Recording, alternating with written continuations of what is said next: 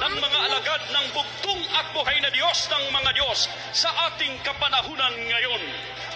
Ang isa sa mga piling-pili na miyembro ng Filipino Association of Composers and Authors of the Philippines o tinatawag na PhilSCAP, na kinabibilangan ng mga kilalang kompositor ng ating bansa katulad nila Ryan Cayabyab, Vinny Saturno, Freddy Aguilar, Noel Cabangon, Mon del Rosario, Lito Camo at Rico Blanco.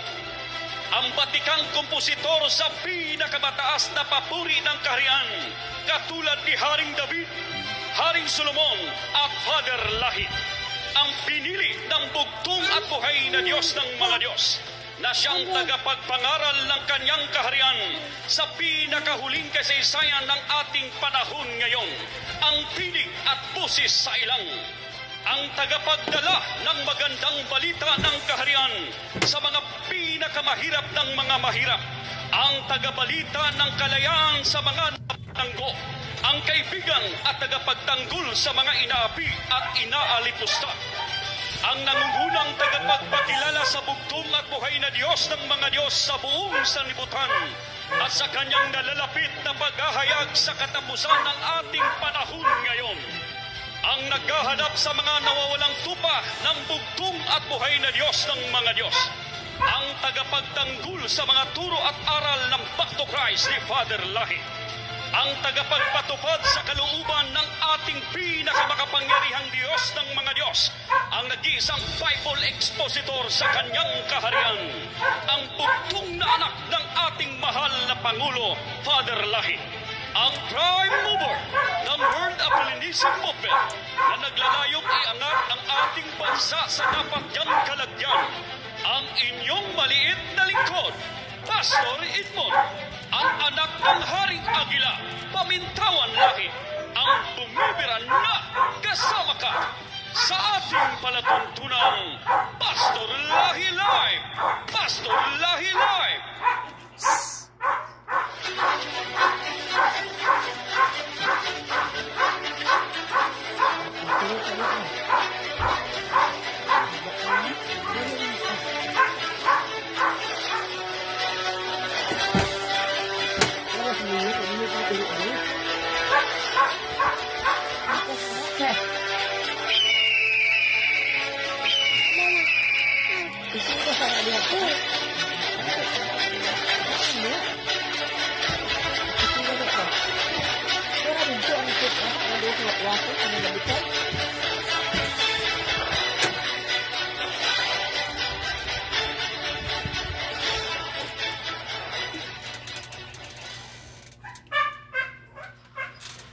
Bueno, magkaiba na atin tumpak na oras alas 8:32 at ngayon po ay February 20, 2023, araw po ng Lunes. At sa pangalan po ng isang tayong bugtong at buhay na Diyos sa mga Diyos, Panginoon Kristo, Hari ng mga Hari, Panginoon ng Panginoon, ang Diyos ng mga Diyos, na pinakamagapangyarihan sa lahat.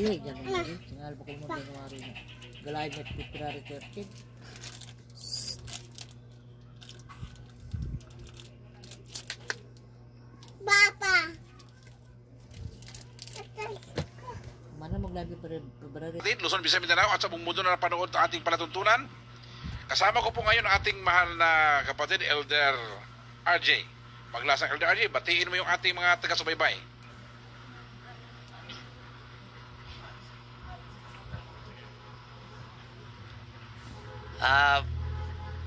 Purihin natin ang tunay ito isang bugtong at buhay na Diyos ng mga Diyos, Panginoon Hesus Kristo na pinakamakapangyarihan sa lahat. Binabati natin ang lahat ng mga makapanood ng ating ng programa ng aming mahal na Pastor Lahi. Saan ka man kayo ngayon naroroon, magandang gabi sa iyo at isang mapagpalang gabi sa lahat ng makapanood ng Pastor Lahi Live. Sa lahat nandito ngayon sa Pintis Branch, magandang gabi at magandang gabi rin sa lahat ng mga Kingdom Pastors, Elders, Sisters at Kingdom Citizen at sa lahat ng mga ka-Back to Christ at lahat ng mga ka-Facebook, saan ka man naroroon, magandang gabi sa inyo at isang mapagpalang gabi sa iyo, mahal na kapatid. Maraming salamat at ibabalik ko sa ating mahal na Pastor. Alright, tanggalin na lang natin yung stand, ha? Tanggalin natin yung stand para tayo po ay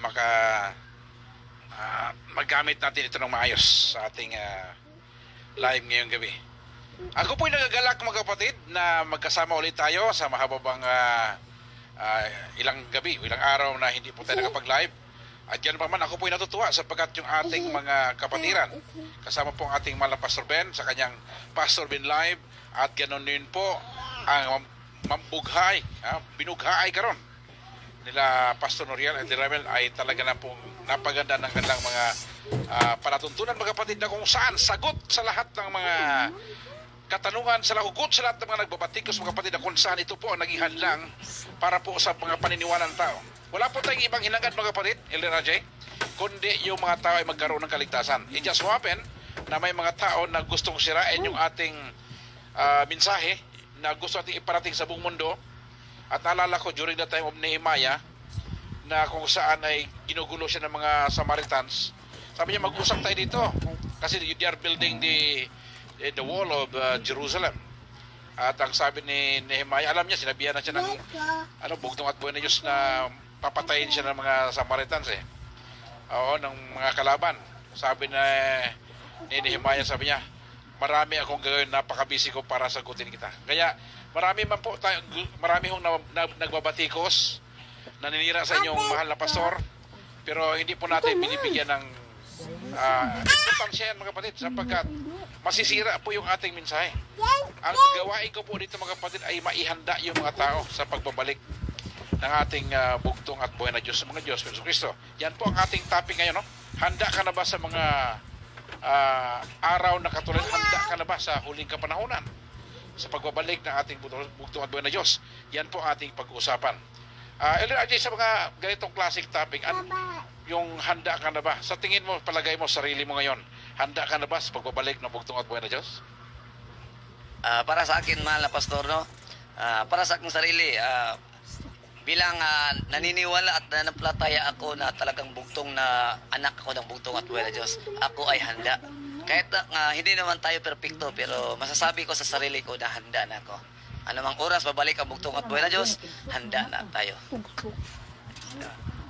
Minsan na pag sinasabi natin handa na, lalo na yung ating mga taga-subaybay, meron tayong ating mga minamalang mga taga-subaybay. Kaya nagkaroon tayo ng topic na ganito kasi nakita naman natin yung nangyari sa Ukraine at sa Syria, na kung saan po mga kapatid ay nagkaroon ng malaking lindol. At itong lindol na ito mga kapatid ay umaabot mahigit kumulang sa ngayon 45,000 ang namatay sa Syria, sa Turkey alone, and it rising. Kasi hanggang ngayon marami pa rin mga tao nandoon sa ilalim. Hindi ko alam kung paano makukuha yung iba, kasi ang unang problema doon, pagkain. Imagine doon kasi ilalim, ilang araw na ngayon, hindi pa sila nahukay. Ang daming gusali. Mabuti na lang, marami mga bansa ang tumulong na maghukay doon. At mayroon ding Pilipino na nandoon pa sa ilalim ng rubbles.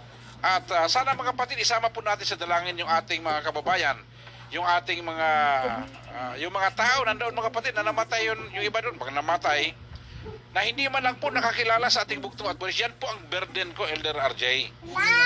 Kasi ang mensahe natin, gusto nating makilala ng mga tao na yon, maparangalan ang bugtong at buhay na Diyos sa mga tao sa ibang bansa. And just imagine how many people in the world today who died every second, every minute of the day. Somebody died.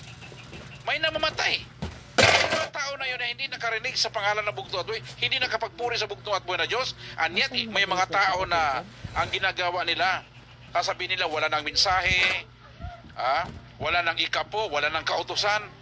Ito mga tao na ito mga kapatid, ito yung mga isinugo ni Satanas upang harangan ang gawain ng karyan na maipakilala ang bugtong at buhay na Diyos sa buong sanlibutan. At ito po yung ating burden na sinabi ng Banal Kasulatan na and this gospel of the kingdom will be preached throughout the world, then the end will come.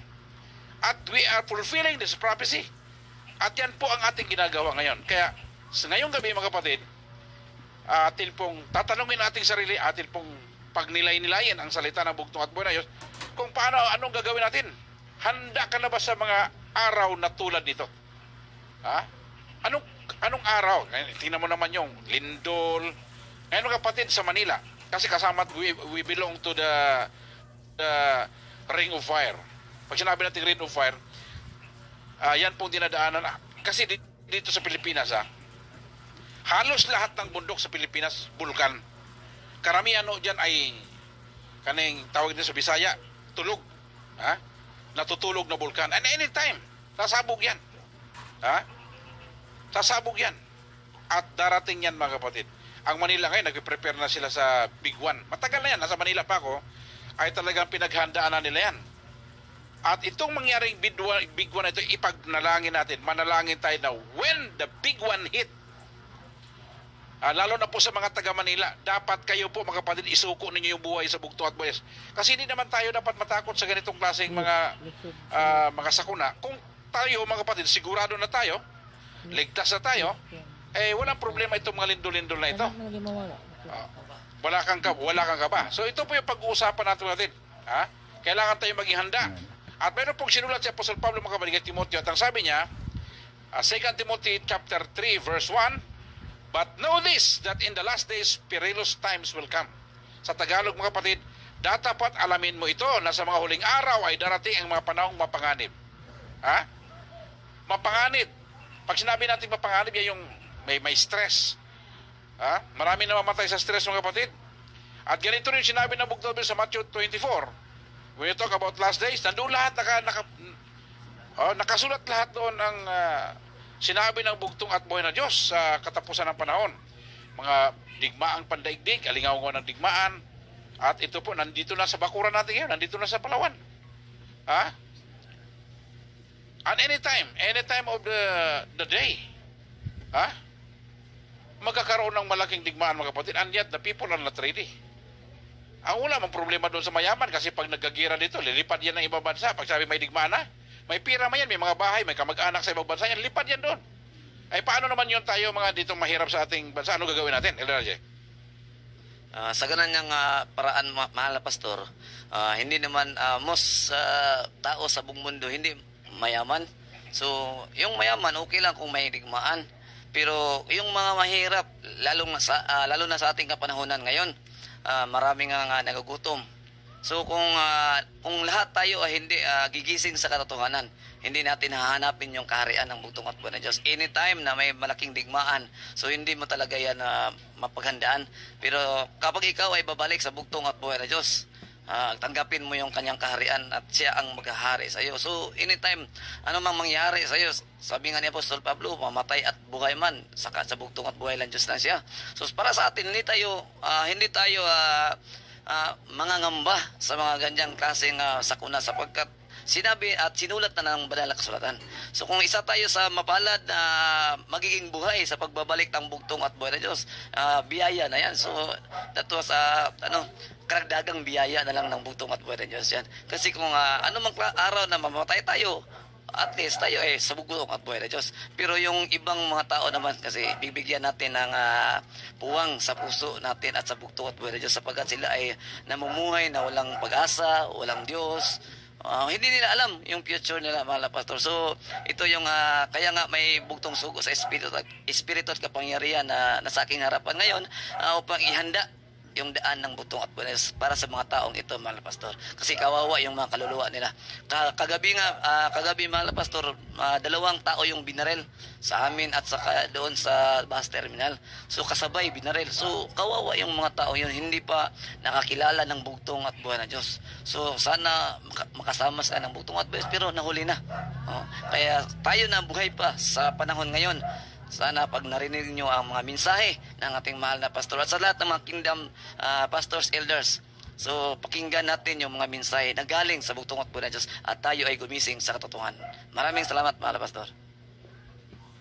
Para ho sa ating mga viewers ngayon, nais ko lang pong ipakilala ating mahal na kapatid, Elder RJ Maglasang. Siya po mga kapatid, ating elder dito sa isa sa mga elders natin dito sa Iligan. Siya rin po mga kapatid ang host ng programang Palaban ngayon. Ito yung Palaban ngayon, siya yung lahat po mga kapatid ng mga reliyon ay dinidebate nito. Lahat ng mga question, siya po mga kapatid ang sumasagot nun. Biblically, letra por letra, spiritually, intellectually, lahat ng mga kapatid. Si Elder RJ po mga kapatid, ang wala po itong kaba. Palaban po ito mga kapatid. As long as nasa katotohanan. Ilan na ho na ito mga kapatid, marami na ho itong debate na pinagdaanan at siya po mga kapatid ay pumapasok sa iba't ibang simbahan, na palaban pa ito mga kapatid. Hindi lang ito palaban, patapon din ang buhay. Ha? Buwis buhay ito mga kapatid. Para lang po, para sa ngalan ng katotohanan at may parating ang katotohanan mga kapatid. Kaya ito po yung kasama natin si Elder RJ. Para po sa kalam. Kung kayo po mga kapatid ay mayroong mga cellphone, manood po kayo, type lamang ho ang palaban. Ha? At mayroon ho kaming bagong segment, Elder RJ, na yung dinugmukay karon. Dinugmukay kasi abangan ho ninyo yan kasi meron akong binughaay karon, meron akong dinugmukay karon mga kapatid. Iba na talaga yan, pulpugan yun mga kapatid. At ang dinidebate po ng ating mahal na elder ay lahat po ng ang sa akin naman, ako naman ay nagpapayo sa ating mga elders to maintain the respect and to the sa ating mga kadibating ibang relihiyon mga kapatid. It just so happen na kailangan nating harapin ito ganito. Because we are not fighting against flesh and blood, we are fighting against principalities and against ruler of this world. At saka, ang digmaan natin hindi sa patayan kundi salita. We are in war, we are in battle against the forces of the enemy, and our weapon is our words that we use based on the word of God. Yan po ang ating ginagamit mga kapatid. Now, balikan ho natin itong mangyayari itong sa katapusang panahon mga kapatid. Digmaang pandaigdig, nakamatay ng mga salot, dinaanan natin ito, pinagdaanan natin nung pandemic. Alam mo nung nangyari ito, parang natulala ako kasi sabi ko, dati binabasa lang natin ito sa Bible tapos nalaman mo na lang, nandyan na, kasama ka na sa, dati yung binabasa mo, nandoon ka na sa binabasa, nasa loob ka na ng binabasa mo. Dati yung digmaan, nababasa mo, napapanood mo lang sa mga perlabas sa TV. Ngayon, nasa bakuran mo na at any time, magbabakbakan. Well, anyway, di naman tayo bago sa bakbakan kasi dito sa Mindanao, lagi naman na magbakbakan dito. Pero ito mga kapatid, this would be a very disastrous war kasi nasa loob ng bakuran natin ito At sana hindi pa hintulutan ito ng ating mahal na Pangulo, Bongbong Marcos, kasi nandyan na ho yung mga US base ng Amerika. At pag lumipad na yung mga missile mga kapatid, hindi naman mamimili ng kalaban yan Kung nasaan yung base ng Amerika, doon din yan. So, ang collateral damage ito, yung ating bansa at yung magandang tanawin ng ating Palawan na masisira mga kapatid. So, nangyari ito. Magkakaroon ng pag-uusig-uusigin ang bayan ng Diyos. This will happen. Darating ang araw na ito. At ito yung paghanda natin pag dumating itong araw na ito, LRJ. Mayroong lindol. At nangyari na itong lindol mga kapatid. At ang sabi dito sa Matthew 24 verse 8, all these are the beginning of sorrows. Dalay ko na bugtuwis. Datapot ang lahat ng mga bayan ito ay siyang pasimula ng kahirapan. Itong pasimula ng kahirapan ng kapatid, talagang mangyayari ito. And it happened in our very eye. Nangyayari sa panahon natin ngayon pa lang mga kapatid, wala pang ang gutom ito. Hirap na nga Hirap na ngayon. Ngayon na nagmahal yung sibuyas. Hirap na ito. Sunod-sunod mga kapatid, yung ating mga minahan, winawasak yung ating kalikasan. Ito na yung simula ng kahirapan. Maraming tao ang namamatay mga kapatid. Dito nga lang sa may Tudila, dito sa may Oroquita, sino bang mag-akala na babahayin yung lugar na yan? Yung Mount Malindang na yan ay nakalbo na. Wala na mga bundok. So, tendency, pag umulan, tuloy-tuloy na. Na ano bang sinasabi ng banal na kasulatan? Napakalinaw po mga kapatid. Ano yung pamumuhay natin sa mga huling araw? Hindi lang po dito puro kasiyahan, hindi lang po puro laro lang, happy-happy lang tayo. Ito po mangyayari mga kapatid. At tayo yung pinapatamaan ng ating bugtong at buhay. Nung sinabi niya ito, upang tayo ay makapaghanda sa magbabalik ng bugtong at buhay na Diyos. Kasi napakadelikado nito, Elder RJ. Oo nga mahal na pastor. Kaya sa tulong ng bugtong at buhay na Diyos ay palagi tayong nagbibigay babala biblically upang lahat ay makaunawa so ano na ba nangyari sa ating mundo ngayon, lalong-lalo na sa pagbabalik ng bugtong at buhay ng Diyos, kahindik-hindik na mga pangyayari. So paano natin yan maiiwasan kung hindi tayo makikinig sa turo at aral? So talagang malaki ang maitulong ng programa mo mahal na pastor at sa lahat ng mga nagla-live na mga Kingdom Messenger. So sana mga kapatid, yung panawagan namin ay huwag niyong isawalang bahala kasi kayo rin yung magsasuffer. Kami ay nagmamahal para sa inyo. Kami ay nananawagan palagi na tayo ay magkasama sa kaharian ng bugtong at buhay na Diyos. At yun naman talaga ang pinaka-goal natin. At nakita natin mga kapatid, sa ayaw man at sa gusto, nandito na tayo sa panahon na nakakatakot. Like for example, dito ho sa Iligan, yung nga sinabi mo na nagkaroon ng patayan, dati nung si Duterte pa, medyo takot pang kriminal. Ngayon mga kapatid, matindi. Imagine mo yung binaril doon sa may terminal, o malapit pa sa police station, binaril pa, tapos kasi ninakaw yung motor. Galit pa yung nagnakaw sa may-ari ng motor. Ayaw ibigay yung motor. Bakit ayaw mo ibigay bakit ayaw mong ibigay yung motor mo? At binaril yung may-ari, mga kapatid, namatay. Kasi yung dating mayor dito is si Regencia ay dating militar yon. So medyo takot yung mga samang loob. Yan naman yung mga kapatid, kapag mayroong ganun, wala silang pantusto sa ganun, kailangan nilang magnakaw. So pag may nagnakaw, may krimen, bili ng druga, gano'n na. So, sunod-sunod ang patayan. So, ito nangyari dito mga kapatid. Ito yung, nandito na tayo sa, tinatawag natin na nakakatakot. Ha? Nakakatakot na panahon. At ito ay naranasan natin sa ating kapanahonan ngayon. Kaya sa ating buhay, hindi lahat puro saya. Makita man yun sa ating worship, masaya tayo.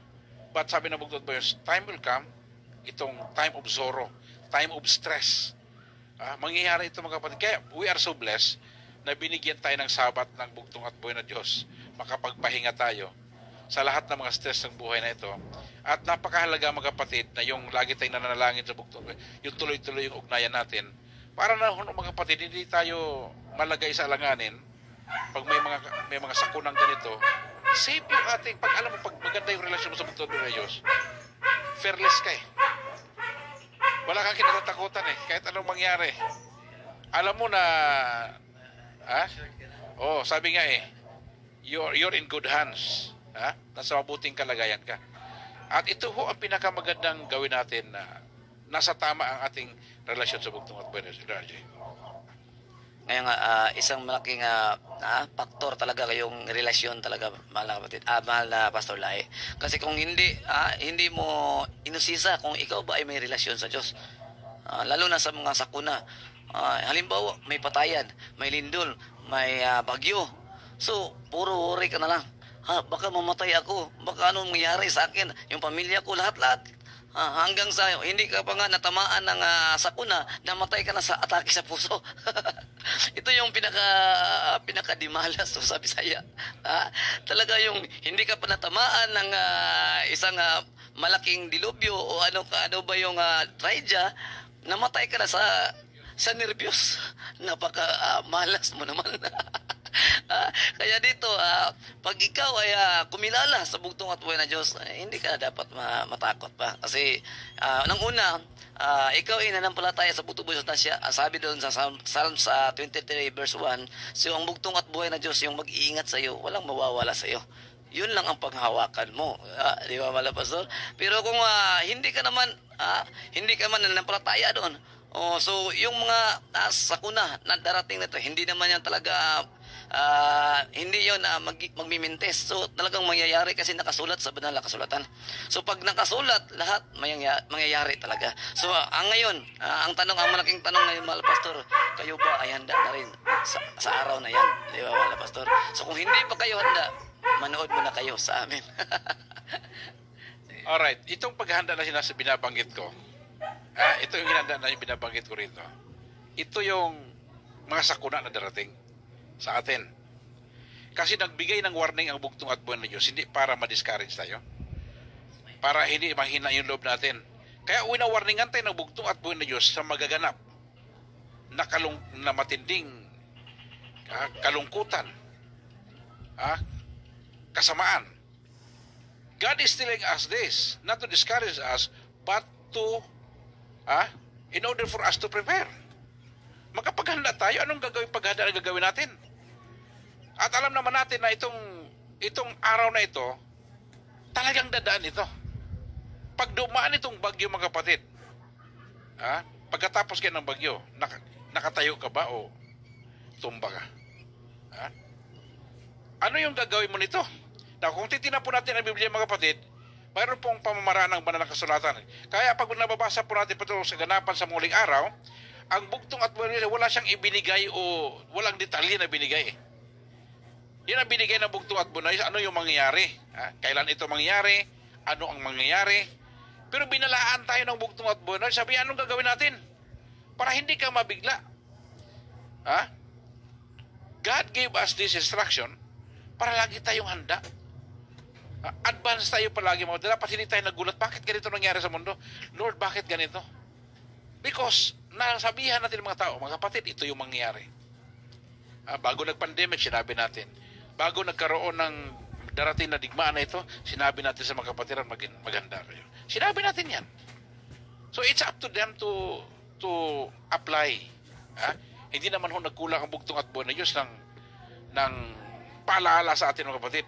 Ang gusto na sa atin na maghanda tayo, kumapit tayo sa Kanya, at nang sagad dumating man ang malaking alon, we will not be covered by the waves, but we ride on the waves. Bakit? Di ba yung mga surfer, pagdating ng alon, hindi sila tatabunan ng alon, kundi sumasakay sila sa alon. Bakit? Yung bugtong at buenas pagkasama mo, para ka sumasakay sa alon. Hindi ka natatabunan ng alon. Kasi prepared ka. Maganda yung communication mo sa bugtong at buhay na Diyos. At ang sabi ng ang wala na bugtong at buhay sa atin, ang mga araw na katulad nito. Sabi niya. Darating yung mga araw na katulad nito. Ibig sabihin, may kadiliman, may kalungkutan. At ang sabi mga kapatid, paano mo ito malalagpasan? Ang mga problema na ito. Dapat hindi ka masyak. Darating talaga yung problema na ito sa ating buhay. At ano ang gagawin natin pag dumating itong nakakatakot na panahon ito? Purihin ang bugtong at buhay na Diyos. So sa ganitong mga pagkakataon, mahal na Pastolay, talagang ang gusto ng bugtong at buhay na Diyos na siya lang yung mag-handle sa iyo. Pinaalala niya kung ano yung mga kapahabakan o sakuna na darating sa last na huling kapanahonan. Para pag malaman mo, simple darating yung pagkakataon na matakot ka. Kaya sinabi ng bugtong at buhay na Diyos at gusto niya matakot ka at maalala mo siya upang mawala yung takot mo. Gusto niya siya yung magko-comfort sa iyo. Kaya hindi siya hindi nilagay ng banal na kasulatan yung mga klase ng patayan, digmaan. Ito ay pasimula pa nga lang. Hindi pakay ng Diyos na matakot ka. Kundi gusto ng Diyos na siya lang ang magiging mag-cover sa iyo. Dapat handa ka. Nababalot ka ng kanyang liwanag, yung salita ng Diyos. Dapat nasa yung isipan, yung puso, kung ano yung mga pangako ng Diyos sa darating na mga sakuna. Sabi nga sa Psalms 90 verse 1 hanggang 3 na kapag siya ay lumapit ka lang sa Kanya at siya yung tagapagligtas mo. Siya ang lahat na para sa iyo at ikaw ay ililigtas sa lahat ng mga sakuna na hindi mo inaasahan. Di ba? Napakaganda ang salita ng bugtong at buhay na Diyos. Nakasulat nga yan yung lahat ng mga sakuna. Pero sabi ng bugtong at buhay na Diyos, kapag ako ang iyong Diyos, hindi ka aabot sa ganyang sitwasyon. Dalayan ganyan, malapasos. Maraming salamat. Ayan. Now, alam natin mga kapatid, maraming salamat RJ. Sa atin naman ito, ang bugtong at buhay, meron siyang binigay na mensahe kay Sakaraya. Nung yung si Sakaraya, mga kapatid, ay tinatayo nila yung templo, tinatayo nila ang bayan ng Israel. Mayroong mensahe ang bugtong at buhay na Diyos mga kapatid sa kanila. At itong mensahe na ito, binigay ng bugtong at Diyos upang bigyan tayo ng lakas ng loob, bibigyan tayo ng pag-asa, habang tayo nabubuhay sa mga huling araw na ito. And that's the reason why God communicated His message to His servants, His prophets, para mayroon tayong gabay sa mga darating sa hinarap. Ang kagandahan nito, Elder RJ, of all the books in the world, ito lang talaga ang banal na kasulatan talaga ang nakasulat na from start, from the beginning to an end. Nandoon nakasulat lahat. At ano yung nasa kalagitnaan nito? Ano yung magaganap sa darating na araw nito? At mayroong mensahe ang bugtong at buhay na Diyos. Na ano ba ito? Samahan niyo kami ngayong gabi mga kapatid. Ano ba itong tatlong bagay na dapat nating tandaan upang maghihanda sa mga araw ng katulad ngayon, itong darating? Number 1, dapat itandaan na ang araw ay madalas itong lumalala bago ito bumubuti. Malala muna bago bumubuti. Lalala muna yan. Time of sorrow. And God prophesied that it will happen. Di ba yung sabi nga, na nagsasalita sila ng kapayapaan, biglang darating ang matinding gulo. Hindi mo, nagrarally yung mga tao, tapos gulo ang nangyari. Darating yan mga kapatid. So, ito talaga ay magganap. Now, bago po natin itutuloy itong ating pinag-usapan, ay dadako muna tayo sa ating 4 alas. At atin pong damhin ang kapangyarihan ng bugto at buhay na Diyos. Tayo po ay manalangin upang tayo po mga kapatid ay makasakay at maging matibay sa mga darating na pagsubok sa ating. Narito na mga kapatid ang ating 4 alas.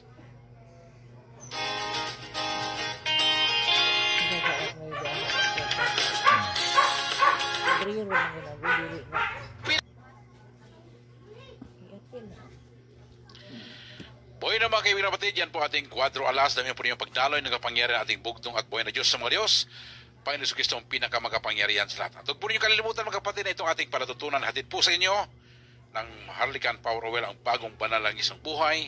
At gusto po niyo makabili ito mga kapatid, mag-message lamang po kayo sa amin upang kayo po ay mapadala namin ng ating mga produkto mo din. Now, Elder Ajay, balikan natin yung ating pinag-usapan kanina. Ha? At sabi natin, ano ba ang 3 bagay na dapat ating tandaan upang maging handa sa mga araw na katulad nito? Ha? At ang number 1 dyan, dapat ay tandaan ng araw ay madalas ito lumalala bago ito bumubuti. Na napapansin po natin, Elder RJ, na yung ating mundo, kahit gaano ito ka-advance, of all the advancement that we see around us, lagi yung natin nakikita na mayroong kalikasan na sisira doon. Like for example, itong mga mina-mina dito sa paligid natin, sabi na yung tinatawag nilang responsible mining, there's no such thing as responsible mining. Sisirain talaga niya yung lupa talaga. At like for example, kung mayroong mga tinatawag natin, may mga falls diyan, mayroong mga tawag nito yung mga bukal. Pag pinakialaman mo na yung lupa, kahit taniman mo ng puno yan, yung bukal na hindi na babalik yun doon. Hindi, kasi hinukay mo na yung ilalim doon eh. So, sirang-sira na talaga mga kapatid. At sa buhay natin ngayon, parang napapansin mo, pag mayroong kang blessing na tanggap, happy-happy ka, tuwang-tuwa ka. Diba? Akala mo yung tuwa mo, tuloy-tuloy na yon. Mapapansin mo na, ibang araw, nagbago na naman siya, problema na naman. Sunod-sunod na naman. Dahil pag cheer up, diba? Bakit ka maging masaya? Kasi, problema darating. Diba? Hanggat mayroon kang pagpapala na tanggap, enjoy it. Ha? Pasalamat ka sa bugtong at buhay na mayroon kang pagpapala na dumating sa'yo. Ha? Dahil pagkatapos ng magandang pagpapala na dumating na yan, mayroon na naman pagsubok na darating sa'yo. Ha? At yung pagsubok na yan mga kapatid, ay mas malala yan doon sa mga pagsubok na dinanas mga kapatid. At sometimes you are wondering, Lord, bakit nangyayari ganito? Kasi bago gaganda ang lahat, dadaan mo na ng kahirapan. Ha? Ito yung sinasabi na, lumalala muna ito bago ito bumubuti. Lumalala muna. Ha?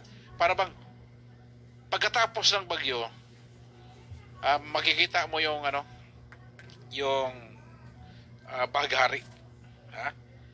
Symbolize the promise of God that God will not destroy this earth with flood. Kung mayroon mang baha na nakita natin, sa iba-ibang lugar yan, hindi talaga yung nag-aapaw talaga. So dito makita natin sa likod ng mga ulap ay mayroong araw. Kaya ganun yan yung ating mga tinatawag natin mga encouragement sa mga nanghihina ang loob. So bago yan bumubuti, lalala muna yan. Ha? Like for example, itong pagtakbo ni BBM. Napakaraming Pilipino na umaasa na si BBM maging katulad sa tatay niya na magaling, ganyan-ganyan. Pero yung mga dati supporter niya ngayon, bumaback out na kasi tumataas ang mga bilihin. Tapos yung mga sibuyas, nagtaasan lahat. At ang kasama nito, ang involved sa mga smuggling, yung kanyang asawa na si, allegedly, Lisa Araneta. At kasusyo niya yung Chinese na ng mga illegal. Tapos ito naman si Romualdez naman ng Ormoc, nagpatayo naman ng minahan doon sa Palawan. Binili niya yung minahan ni Lusyutan at may permit sila na hukayin yung, ang problema doon, yung hinukay doon na lupa doon sa Brooks Point is reserve. Doon kinukuha yung tubig ng Brooks. Parang dito ba, mayroon tayo ditong Maria Cristina Falls, tapos minahan mo dyan sa paligid, sira ang kuwan. So, wala magawa yung mga tao kasi, yung mga illegal mining, tuloy-tuloy. Pati yung mga napaso ng mga permit, nakapagmina. So, itong at ang pinakamalala nito, itong ibig sabihin, pabalik. So, itong lahat ng mga nangyari ito, mga kapatid, ito talaga ay nagaganap. Kailangan ng lumala muna ito. At hindi natin talagang darating ito sa buhay natin, itong mga problema na ito. At ginagawa ito, mga kapatid, na para sa ating mga Pilipino, mahirap po sa atin na kaya mo yan.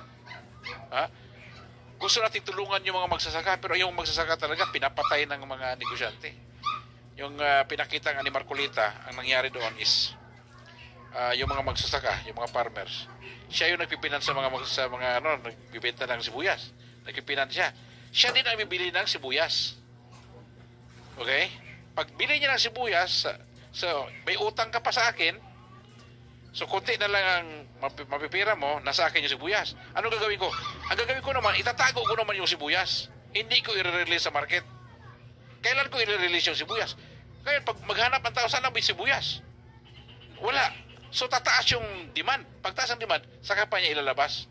So, yung kumikita talaga dito, yung mga negosyante, pero yung mga magsasaka, hindi sila kumikita ng tama na pera dahil abuse sila. At sa ating buhay dito sa Pilipinas, ganoon na mangyari. Sana nga dumating yung time na this nation will become great again, na maging dakila itong bansa na ito.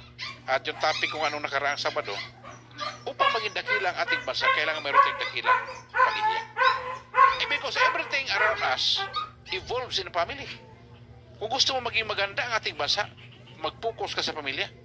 At no matter how successful that family is, unless there is God in the family, that family will not survive.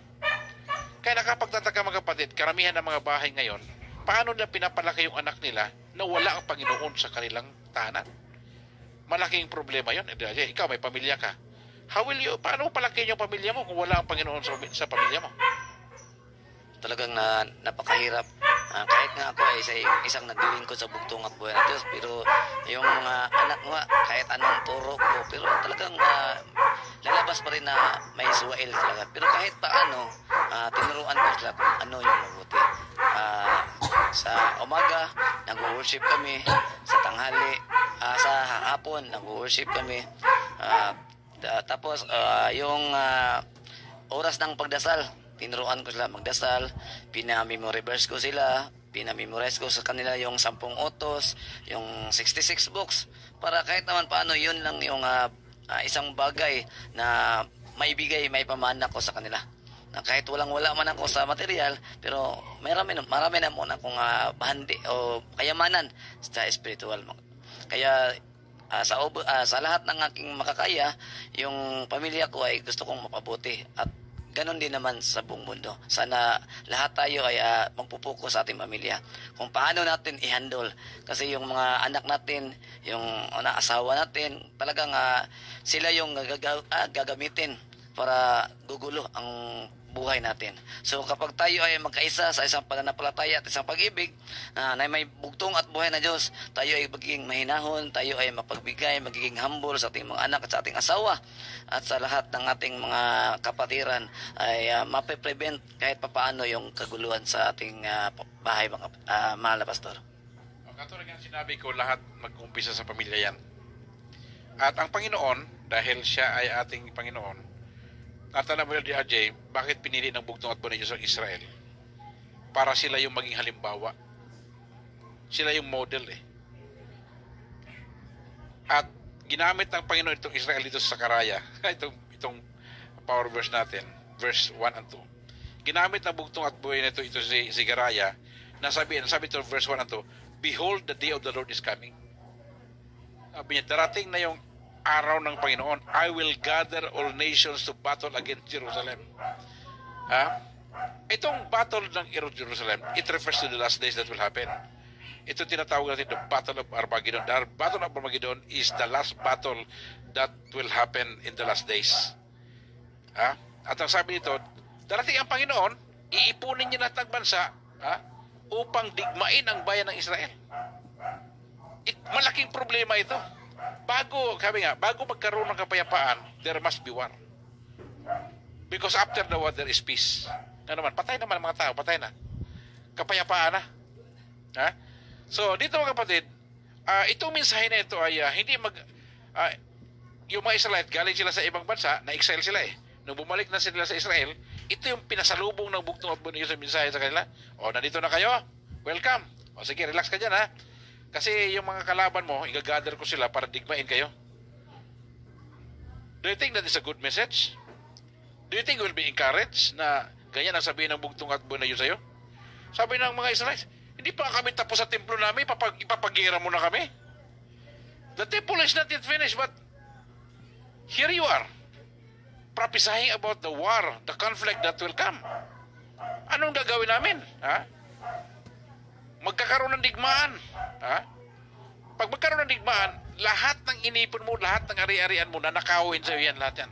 So, mawala lahat. So, ito, bad news ito. Yung bahay mo papasukin, yung kababaihan, panggagahasain yan, at yung mga tao na gagawing alipin.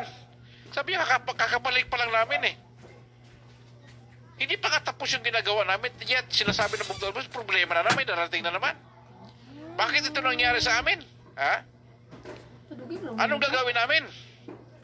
At hindi sinabi ng bugtong, kailan ito mangyari? So, ito stress na ito para sa kanila. At ito mga kapatid, ito nangyari itong the Battle of Armageddon, mangyayari ito. At kung sa mga previous na live ko, na-discuss ko yung Battle of Armageddon, and someday, sa kalooban ng bugtong at bunyo, pahintulot niya, yung ating mga elders, dadalhin ko ng Israel, para makita ninyo itong pinag-usapan natin. Kasi ito pinag-usapan natin, hindi nyo masyadong ma-appreciate ito. Kung hindi nyo makita yung ganyan, sabi ko, Daddy, yung lugar na yan yung Armageddon. This is the place where the last battle will start. And that particular place, prophecy ng Panginoon yun. Of all the battle that is happening around us, lahat ng digmaan nangyari sa paligid natin, the last battle of Armageddon will happen in Israel. So nakaprophesy na ito mga kapatid. At karamihan ng bayan ng Diyos, inaatake sila, natatalo sila. Tayo na naman nila yung temple. Digmaan na naman. At ang sabi dito mga kapatid, on the day of the Lord will gather all the nation earth to battle against you. On the day of the Lord.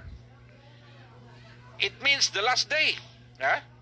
So bago darating ang bugtong at bunyo, there will be a great trouble, conflict, problems in this world. Hindi na babalik ang bugtong at bunyo na ang gaganda ng gusali, ang ganda ng paligid. Gusto nangangarap tayo ng maganda na ganon. Prosperity, maunlad yung bayan. Ganon ang pangarap natin Pero ang sinasabi ng banal na kasulatan, baliktad. There will be wars, there will be famine, there will be earthquake. Maraming mamamatay before the coming of the Lord. Yung mga masamang tao maghahari, yung Antichrist darating, mga false prophet darating. People will worship the devil. Kahit ngayon mga celebrity, worship nila yung devil. Mangyayari yan bago darating itong kahindik-hindik na araw na ito. At kahit tayo, ayaw natin marinig yung ganitong klaseng balita na ito. Di ba? Hindi ito magandang pakinggan, pero ito yung realidad.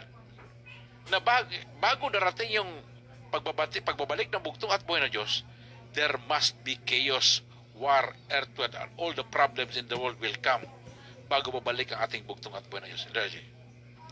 So, napakaganda na mensahe sa ating mahal na pastor, no? Yan po ay talagang totoo yan.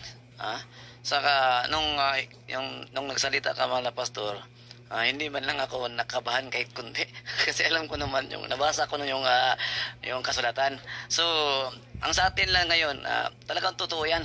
Ngunit yung pangako ng bugtong at buhay na Diyos, kung diyan ka pupuko sa kanyang mga sinabi kung ano yung mangyayari sa huling kapanahonan, talagang palang mawawala ka ng kontrol sa iyong sarili. Pero may sinabi ang bugtong at buhay na Diyos sa Revelation chapter 17 verse 14, 13 hanggang 14, kasi sa yung mga hari, yung mga namumunuan ng mga kampon ng demonyo o ni Satanas sa buong mundo, magagather siya upang makipagdigma sa bayan ng Israel. Ngunit sa huling kapanahunan ay tatayo pa rin itong kaharian ng bugtong at buhay na Diyos. Ito yung pinaka maganda, kaya hindi ako nakabahan kahit na buong mundo makalaban man natin, kasi yung pangako ng Diyos, ito lang yung magtatayo. Yung mga hinirang ng Diyos at mga tinawag ng bugtong at buhay na Diyos, yung mga tao na talagang tapat sa bugtong at buhay na Diyos, nangangaral, talagang sumusunod, madapa ka man, talagang gumaganap ka sa kanyang kautusan ng bugtong at buhay na Diyos, at hindi ka mapanghinaan ng loob. So, yun ang napakalaki na minsay na kahit nga ako, mahal na pastor, kung yung sinabi mo kanina, yung pinangaral mo kung ano yung pangyayari, yung makaguluhan, parang mas tumataas yung energy ko, parang hindi ka nagulat, parang mas lalo ako natuwa yung sinabi mo, mas lalo akong natuwa, mahal na pastor, sapagkat kailangan mangyari yan talagang masisira ang buong mundo, sapagkat yung bugtong at buhay na Diyos ay mayroon siyang pangako na yung kaharian ng langit ng mga langit, at yun ay talagang mawasak muna bago bubuti ang lahat. Sabi niya nga, mahal na pastor, gusto niya baguhin yung langit at lupa, at dito itatayo niya yung bagong syudad niya. So mas doon tayo mong i-stick.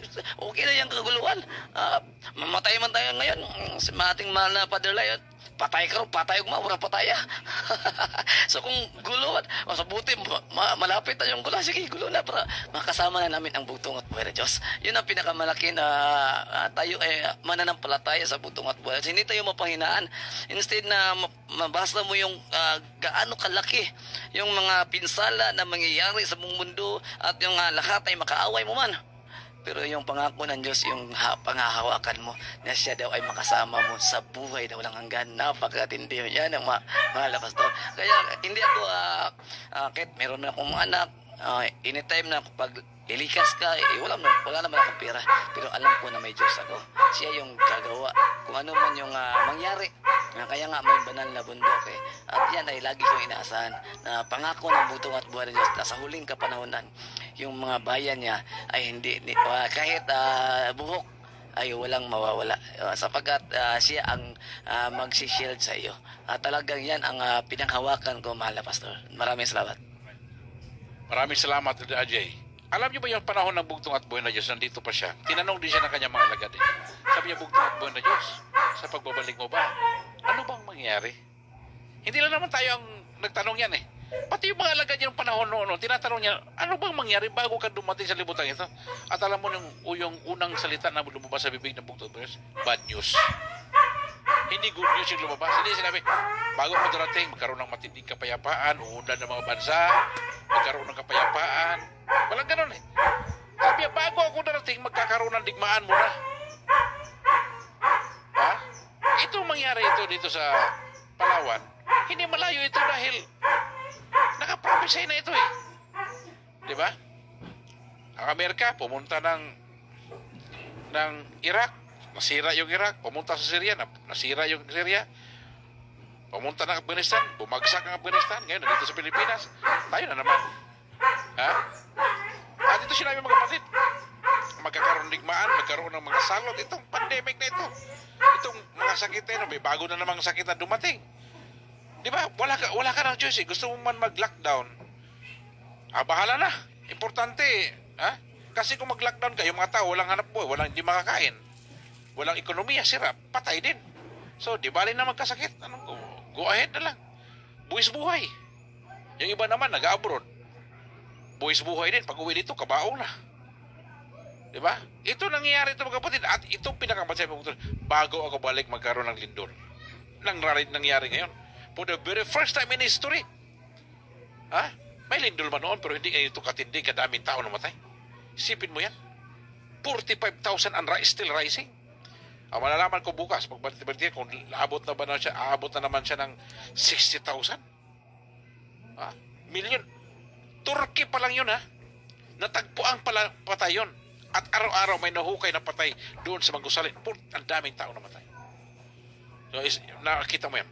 Ito naman sabi ni Apostol Pablo, 2 Thessalonians chapter 2 verse 3, that they will not come unless the falling away comes first.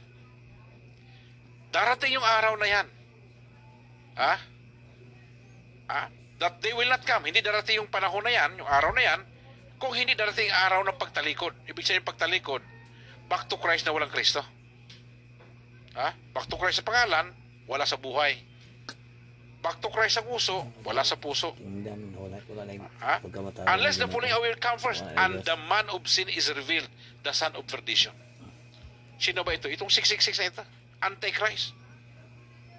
Darating mo to. Sa panahon ni Apostol Pablo, sabi ni Apostol Pablo, during the Roman Empire, sabi niya, the man of sin is already here. Nag-umpisa na. Sa panahon the time ni Apostol Pablo, nandoon na yung kapapahan, nandoon na sila. And it will come to pass na talagang yan ang magiging kikilalanin na presidente at leader sa buong mundo. There will be one religion and one nation. At ito ang mangyari, mga kapatid. Darating na ito. At nakita mo yung mga celebrity, they are worshiping devil. Satan, marami sila mga simbolong ginagamit para kay Satan. Kung napanood mo yung pelikula na Black Adam, lahat ng mga simbolo ng mga satanism na doon. Napakadaming mga nag-worship sa demonyo. At nakikita ko, mga kapatid, that's why nakikita ko na kaya pala masaya ang bugtong at buhay ni Diyos kapag wino-worship natin siya during Sabbath. Kasi uhaw siya sa pagpupuri ng kanya mga bugtong na anak. Why? Because in the other part of the world, they're worshiping the devil. Sa Amerika, tingnan mo yung Amerika. Magbanggitin mo yung pangalan ng Panginoon doon, ikakat ka. Ganun kasama. And we are so happy na itong bansa natin, ito ang isa sa mga the last bulwark of truth. The people who still worship the true God. At napakapalad natin, mga kapatid, na tayo po ay nakakilala sa nag-isa tayong bugtong at buhay na Diyos at pinupuri natin siya sa kapurihang para sa Kanya. At ito ang sinasabi nito, mga kapatid. At sabi ito, napakahalaga nito na bago ito mangyari, maglalala muna ang mangyari bago bubuti. Pagkatapos ng kasamaan, gaganda na ito, mga kapatid. Pero itong mga mangyayari, itong kasamaan na ito, it will not last forever. Hindi ito forever, mga kapatid. Pagkatapos ng bagyo, pagkatapos ng unos, magkakaroon ng kapayapaan. Darating ang bugtong at buhay na Diyos, mga kapatid. Luke chapter 21 verse 28, puri na bugtong ito sabi, now when these things begin to happen, kapag mangyari na ito, look up, lift up your eyes, because your redemption draw near. Kapag nakita na naganap mo na itong lindol, digmaan lahat ito, man of sin, lumitaw na, mga antichrist, mga false prophet, darating na, mga kapatid, sabi na bugtong po ng Diyos, tumingala ka, sapagkat malapit na ang pagbabalik ng bugtong at buenas. Malapit na tayo, mga kapatid. Kasi nangyayari na ito. Kaya medyo kinikilabutan ako doon sa mga nag-aangkin na sugo din sila, na wala naman silang mensaheng binibigay. Wala nang kautusan, walang ikapo. Pinag-initan nila ikapo Kasi yan ang pamamaraan ni Satanas. Bakit? Ayaw ni Satanas na ipangaral ang salita ng bugtong at buhay na Diyos sa buong sanlibutan. Satanas. Para mahirapan ka mangaral, sabi ni Satanas, dapat sabihin natin walang ikapo. Kasi hindi mo may papangaral ito. Ito, mga kapatid, nagla-live tayo ngayon, nagbabayad tayo ng wifi natin. Nagbabayad tayo ng kuryente. May ang sugo, pero di siya kumakain yung mga tao. Ikapulo. Dapat untay hata kasi nung. Paano mo maisasagawa ito? Kung wala kang budget para dito. Kailangan lahat ng galaw mo, budget yan. So, makakagalaw tayo. Marami tayong gustong gawin. Marami nagsabi, bakit sa pastor walang radyo? Ayaw ko magradyo. Gusto ko bumili ng radyo.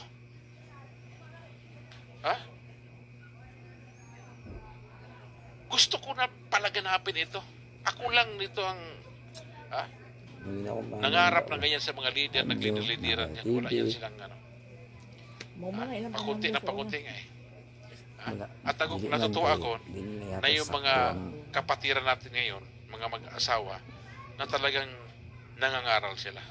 At I'm looking forward din kayo na mag-asawa na magkakaroon din ng live ang ating mahal na Elder RJ. Sabihin mo sa ating mga kapatiran. Magandang gabi no, mahal na pastor. At sa lahat, purihin natin ang bugtong at buhay na Diyos. Talagang kahit ako, mahal na pastor, natuwa ako sapagkat nagla-live na rin yung taga Maynila, yung Kalo. At yung kasama niya isa, Ernie. So, tiningnan ko kagabi, nakatulong nga ako mga alas 2. Gusto ko pa sana manood yung last ng live mo, pastor. Tapos naka-idlip ako pag tingnan ko mag-aalis 5 na. Yung kanili ko natuloy yung inulit ko pagka umaga yung gising na yung pamilya ko. Yung live mo na yung tungkol sa pamilya. Sapagkat yung asawa ko ay meron din kami hindi minsan mapag-unawaan. Maraming mga bagay rin na hindi siya sasang-ayon. Ngunit ito ay biblical, kaya maunawaan rin yun na ito balang araw. So ngayon mga pastor, gusto ko na kaya nga yung budget lang ang kulang, mga pastor. Kahit nga naman ako, sabi ng asawa ko, meron akong blessings na spiritual. Pero paano naman makakagalaw kung wala kang pera? So kaya itong si Satanas, ito yung pinakamalaki na dinidebate niya at talagang pinupuntarya niya yung itong ikapo para magiging disable yung pangangaral ng magandang balita. So kung ito hindi man maituloy na may pangaral, so yung mga alam na ng katotohanan, yung nakaalam ng katotohanan, sila rin naman yung mapapahamak sa pagbabalik ng bugtong at buhay ng Diyos, sapagkat sila din ay nagpaloko sa mga taong manluloko. Kaya nga ng kasabihan, mga pastor, wala namang manluloko kung hindi ka naman magpapaloko. Nabasa mo sa banal na kasulatan na talagang ibibigay yung ikapo. Tapos yung mga mangangaral na ayaw naman sa bugtong at buhay na Diyos, sabi nila wala na, noon ka. So, ngayon, kung magpe-failure yung kaharian ng Diyos, ano kayang gagawin ng bugtong at buhay na Diyos sa'yo? Di ba? So, kung hindi ka naniniwala sa ikapo, patay ka sa bugtong at buhay na sa pagbabalik niya. Di ba? So, ano ko nito, LRJ, marami silang issue ng ganyan, pero pag hinamon mo naman ang harapan na debate, ayaw naman niya. Ikaw naman, ng programa mo palaban. At ikaw ay lagi mo silang hamunin mo sa palatutunan ngayong gabi. So, noon last year siguro, mahal na pastor, nung may programa ko sa palaban, hinahamon ko, gusto kong hamunin hindi yung member. Mas mabuti yung pinuno talaga. Yung lahat lang naging gustong mga magpinuno ng Back to Christ. Huwag kayong umasa na yung aming mahal na pastor yung haharapin mo. Kahit ako na lang, kasi wala kang pag-asa dito. Kung sa akin, baka may chance kapag manalo. Kung mayroon man. Biblical lang, hindi yung gawa-gawa. Kasi i-assurance ko talagang bibitayin ka patawarik sa banal na kasulatan. Hindi sa akin. Kaya nga, itanong mo kay Elder RJ at katotohanan, ang Biblia yung sasagot sa iyo. Di ba? Dahil kung walang Biblia, walang mananalo. So kaya ito mga mahal na pastor, itong mga mga mahal na kapatid, sana manood kayo sa aming programa. Meron akong programa, Palaban, hosted by Elder RJ Maglasang. So para papalitan natin yan, sabi mo yung palaban sa kaligtasan. Then Elder RJ, Bible Scholar, the Kingdom of God and His Righteousness, sa bugtong sugo sa Espiritu kapangyarihan, Pastor Lai. So papalitan natin yan. At meron din akong isang programa na FB page, My Daily Verse.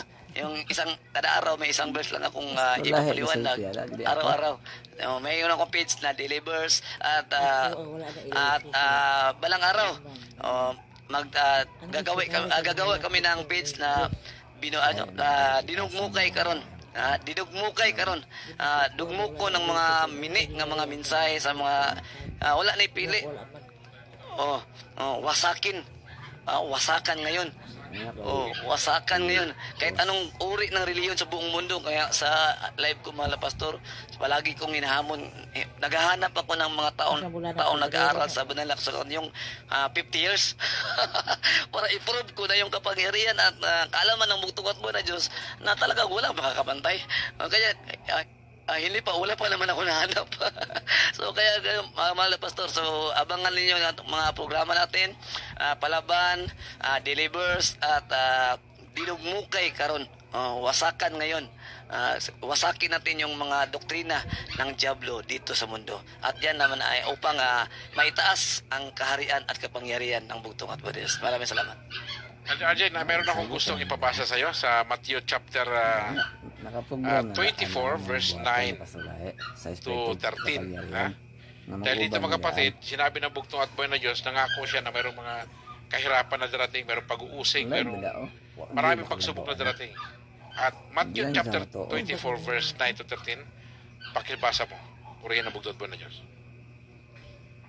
Purihin natin ang bugtong at buhay na Diyos. Ang sabi dito sa Matthew chapter 24 verse 9 to 13.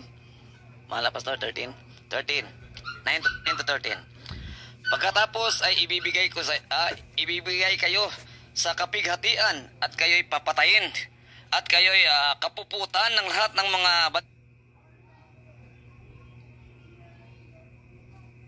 bansa dahil sa aking pangalan. 10. Maraming tatalikod, magtataksil at mapupuot sa isa't isa. Maraming bulaang propeta at lilitaw at ililigaw nila ang marami. 12. Dahil paglaganap ng kasamaan at pag-ibig ng marami ay lalamig. 13. Subalit ang magtitiis hanggang sa wakas ay siyang maliligtas.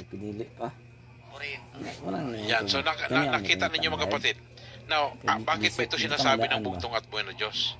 Kasi gusto ng bugtong at buhay na asahan mo darating ito. Sinabi na po, asahan mo darating ito. Bago darating itong, bago bubuti ito lahat, lalala mo na ito.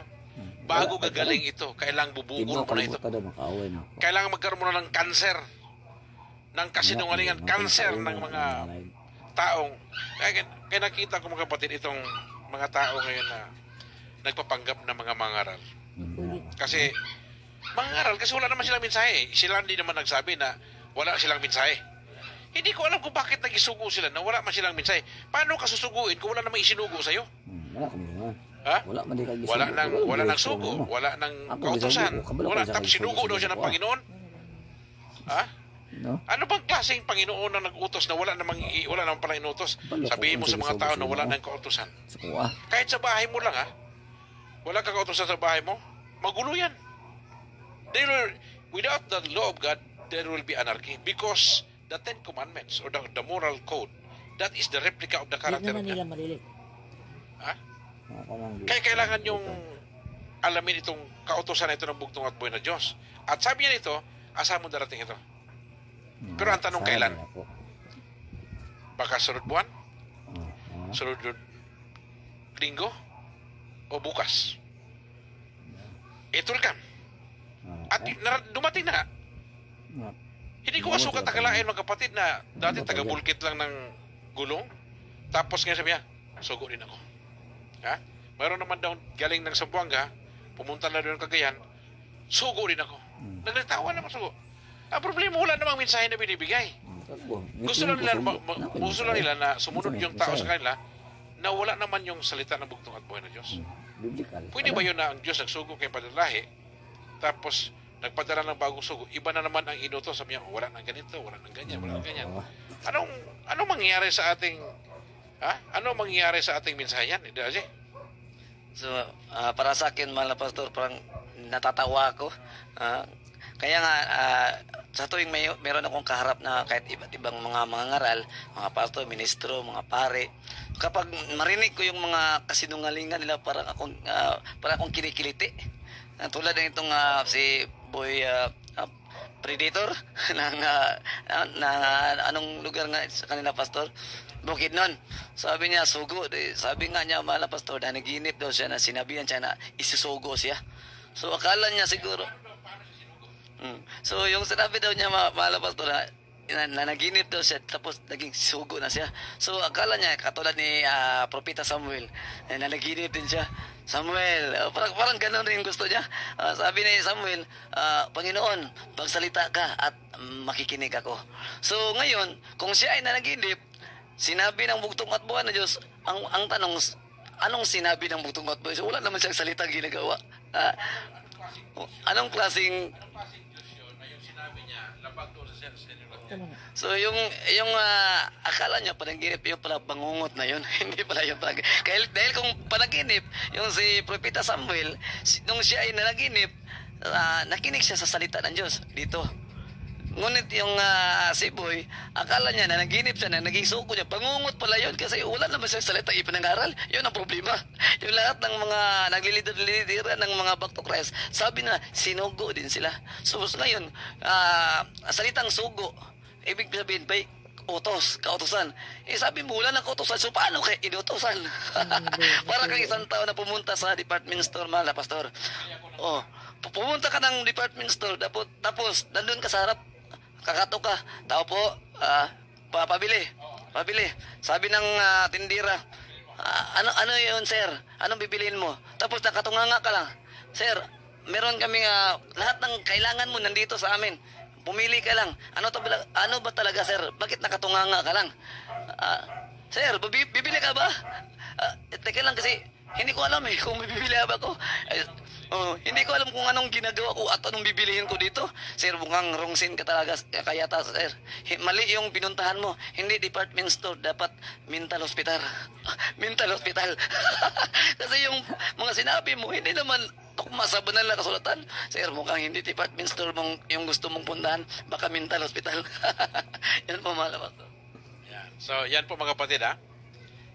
Dito tayo sa pangalawang punto ni RJ, na gusto nating tandaan na maging handa sa pagbalik ng bugtong at buwan na yun. Lagi nating tandaan mga kapatid, kahit gaano pa kasama ang mangyari, ang Panginoon ay tapat sa kanyang bayan.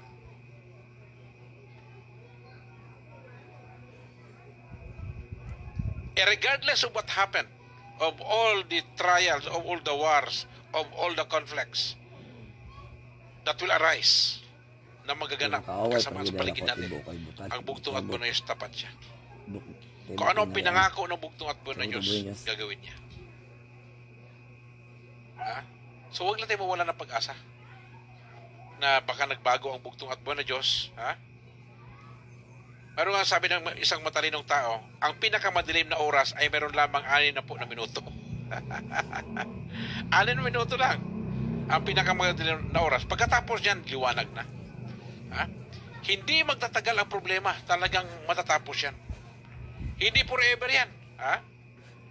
Kaya dapat yung ating pag-asa ay nandun sa ating bugtong at buwan na Diyos, dahil lagi siyang nandyan in the resolution. Hindi ka pababayaan ng bugtong at buwan na Diyos. Kahit yung Israel, di ba? Anong nangyari sa Israel? Laging may digmaan. Pero kapag ang mga bayan ng Israel tumawag sa bugtong at buwan na Diyos, lagi niya sinisave yung Israel. Minsan, ang mga tao, pag nakakalimot sa bugtong at buwan na Diyos, nagpapadala siya ng mga digmaan, ganyan, kasi nakalimot yung tao. Pero kapag tumawag na yung bayan ng Diyos, talagang nire-rescue niya. Alam mo sabi ng bugtong at buwan na Diyos? May pangako kasi ako kay Abraham. And the promise that I give to Abraham is unconditional. Pag sinabi natin unconditional, ganito yan tutulungan kita kung maging tapat ka sa akin. Yan yung pangako pangako ng Panginoon. Pero nung mangako siya kay Abraham, pagpapalain kita at ang iyong angkan without any condition. Regardless if they are faithful or not, God is always faithful. Yun ang pinakamaganda doon. At the time na yung mga tao ay napakasama nila, sasabihin ng bugtong at buwan na Diyos, gumawa ka muna ng mabuti bago kita iligtas. Pero hindi. Kapag ang tao nito, kahit gaano sila kasama, na bayan sila ng Diyos, kapag tumawag ang bugtong at buwan, pag tumawag ka sa bugtong at buwan, ililigtas ka pag talagang tutulungan ka ng bugtong at buwan. Yun ang kagandahan ng Diyos natin. Why? Because yung pag lumapit tayo sa bugtong at buwan na Diyos, hindi niya tayo tutulungan because of our merit. Meritos. Ibig sabihin, kumusta ang ginagawa mo dyan? Marami ka na nabaptay. Sige, tutulungan na kita. Ang bugtong at buhay ng Diyos hindi ganun. Yan. Ang kanyang pagmamahal ay unconditional. Dagan mo kang nagsusuan daw.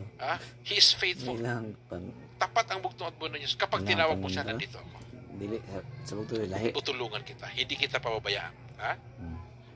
Zechariah chapter 3, verse 3. Di ba? Na parang sundalo ang bugtong at buhay ng Diyos dito, na siya yung nakipagdigma sa bayan ng Israel. Hindi na yung Israel ang nakipagdigma, yung bugtong at buhay ng Diyos na. Kaya nga, yung tinatawag din Michael, yung sa Revelation, Mikael sa sa Bisaya, no? Yung San Miguel. Yang si San Miguel na yan yung Michael sa Tagalog, sa English. That is the Prince of the Army of the Lord. Yan yung pangalan niya. Sino ba yung Prince of the Army of the Lord? That is Jesus Christ. And what is the title of Jesus Christ? When he was the Prince of the Army of Israel, he is the Lord of Hosts. Siya ang Diyos ng mga hukbo. Kapag sinabi mong Diyos ng hukbo, yan din yan basta-basta. Hindi siya, isipin mo yung isang anghel lang pinadala doon sa Egypto, daming patay. Isang anghel lang yun, lalo pag hukbo. Hindi basta-basta ito. The highest title of God given in the Bible, Diyos na mga hukbo. At ang kagandahan nito, RJ, tayo lang ang tumatawag sa bugtong at buhay ng Diyos na mga hukbo. Klaro dyan ba, dili ito mayroon pa tayong kanta niya. Hindi, RJ. Kami ganda face-to-face. Talagang napakaganda, mahal na pastor. At talagang sa tuwing nakikinig ako sa mga pinangaral mo, mahal na pastor, parang palakas ng palakas yung enerhiya ko. Kasi talagang natutuwa ako, mahal na pastor, lalo na pag may mga ngaral na aking damang God, lalo na sa iyo, mahal na pastor. Parang padagdag yung pananampalataya ko, mahal na pastor. Sapagkat tayo lang ang may kakaiba na Diyos. Diba? Sa lahat sa buong mundo. Kaya nga, hindi ako natatakot kahit anumang klaseng reliyon yung mahanap ko o maharap ko, mahal na pastor. Sapagkat alam ko na isa lang ang Diyos. Isa lang yung kautusan ng Diyos at isa lang ang pakay ng Diyos. Yung kaharian niya ay maipakilala. At yung kapangyarihan niya ay dapat malaman ng tao. So kaya, napaka-bless natin, mahal na pastor. Kaya dapat sa yung mga manonood dito, ipangaral nyo rin. Kahit hindi man kayo mga ngaral, so ibalita nyo lang, i-share, like and share lang. Diba? Kahit sa gano'n na pamaraan, malaman mo napaka-bless natin sapagkat yung Diyos ng mga hukbo ay kaya hindi ka matatakot. Sapagkat yung walang, sabi nga nila, huwag kang magsalita ng masalita kung ano yung pakay mo sapagkat yung Diablo daw ay nakikinig. So sa akin naman, hayaan mo siyang makinig, mayroon siyang tinga. Malayo pa lang yung mga bugtong na anak ng Diyos, siya pa lang yung aalis na yung Diablo. Kaya huwag kang matakot sa Diablo. Kaya nga, itinapon ng bugtong at buhay na Diyos kasi walang kwenta doon sa langit. At pagbating ng bugtong at buhay na Diyos, isa tayo na magja-judge sa Diablo na yan. At sa lahat ng mga magiging kampo niya, tayo ay isa tagapaghukom ng bugtong at buhay ng Diyos at makikita natin kung paano siya itatapon at sa lahat ng mga sinungaling na naglidira ng back to Christ. Takot, LJ. Hindi ba kinikalabutan itong mga tao na ito na akala nila itong pananampalataya ng back to Christ, itong pagkilala sa bugtong, akala nila laro lang ito? Kasi kapag sinabi mo isinugo ka, hindi basta-basta yan. Hindi ko sinugo ko. When I said ako, sinugo ako ng bugtong at buhay, hindi ko sinasabi na nagyayabang ako. I speak the words with humility. Kasi ang isa lang naman ang motto ko, LRJ, kung hindi ako sino, at kung hindi ngayon, kailan? Kung dili ako, kinsa man. Pag sinabi na bakit ikaw sinugo, Pastor, itinatanong ko, yan din ang tanong ko sa iyo, bakit hindi ikaw? Ikaw, diba? Bakit hindi ikaw ang sinugo? Bakit ako tinatanong mo? Bakit hindi ikaw? Tanungin ko. Bakit hindi ikaw? Awag sinabi niya may nagsabi na sugo siya. Well, fine. That's good. Mabuti nga. Maraming sinugo ng bugtong buwan na Diyos. Mas maganda yan. Pero lagi kong tinatanong, paano ka sinugo? Magkamali ka ng sagot dyan, tagilid ka sa akin. Kasi lang mo sa programa ni Soriano. May nagtanong sa kanya. Brother Eli, sugo ka ba? Alam mo, sabi ni Brady, nangangaral naman ako. Sa tingin ko, parang sugo at ako. So yung salitang parang sugo, hindi niya sure. Nasabi mo na yun live. Hindi nagulat din siya doon. Sabi ko, parang sugo ka? Ba't ako sasama sa'yo? Parang ka lang pala Ha? Dito, di Hindi ako parang sasama sa'yo. sinubog yun. Ha? So,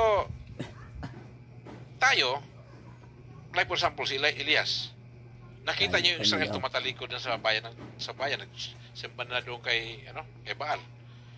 Si Elias, mga kapatid, taga-bundok siya, nakita niyo yung nangyari sa Israel eh. And he is not even an Israelite. Tisbay. Hindi siya Israelites eh. Ha? Elijah the Tishbite. Ha?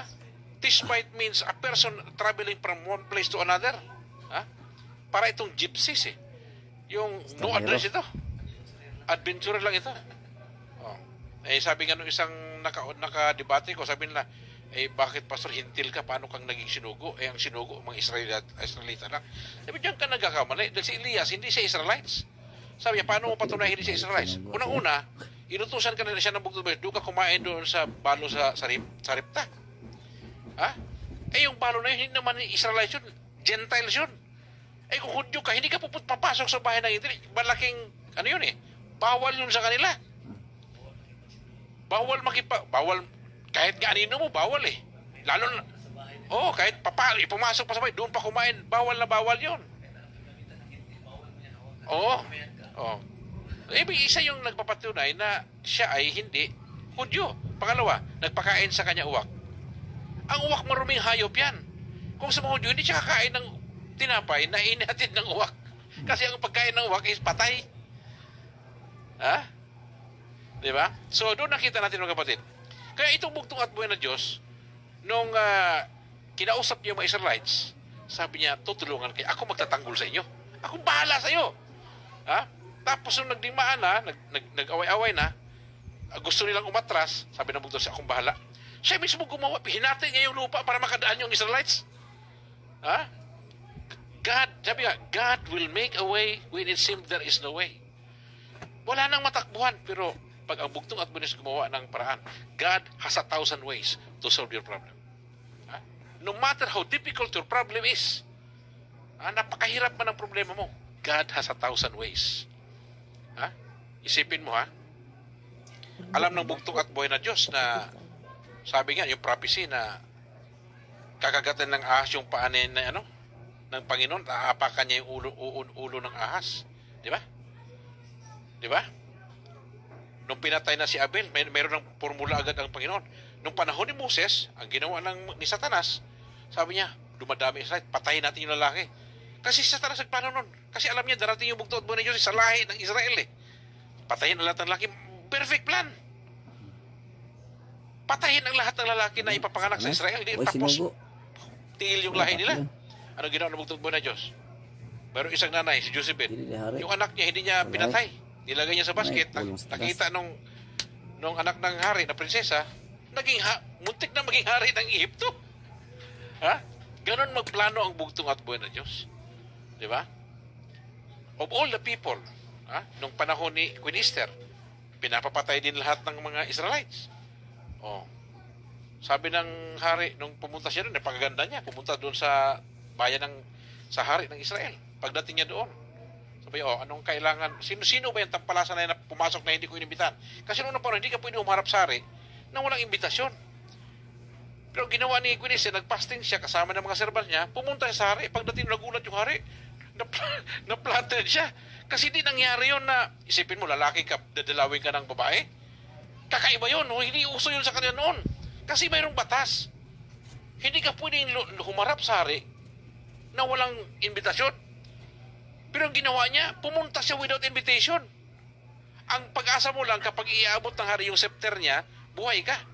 Nung makita niya si Queen Esther, na starstruck siya. Anong gusto mo? Sabi niya, kahit kalahati na karat bibigay ko sa'yo. Hindi, gusto lang kitang yayaing maghapunan. Sabi mo yan ha? Kumain sila. Sabi, ano ba hingin mo? Sabi niya, bukas sabihin ko na, dito ka uli maghapunan. Pagdating doon, ano ba talaga? Sabi niya, isa lang hingin ko. Ibigay mo sa akin ang buhay ko at ang aking bayan. Nagalit yung hari. Sabi yung hari, sino nagbabanta? Siya yung hari. Hari ka tapos bantaan mo yung asawa ko. Patay ka sa akin. Sino nagbanta sa asawa ko? Tinuro si Haman yung kasalo nila sa pagkain. Yan ang nagbanta sa akin. Nakita ng hari yung kanang kamay pa niya. Iba yung kanang kamay, yung mga salbahe yan, yung mga demonyo yan eh. Gusto niya patayin yung bayan ng Diyos. Yung kanang kamay. Nung makita ng hari yung kanang kamay, atras yung hari, pagbalik niya, nagmakaawa si Haman doon sa Reyna, hinawakan niya. Bawal yun. Ano yung musunod? Salbahe siya yung kanang kamay.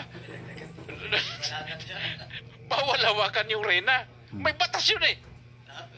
May batas, hindi ka pwedeng humawak sa kanya. Bawal. Sabi niya, pagbalik ng hari, gusto paggasain yung asawa ko. Oo.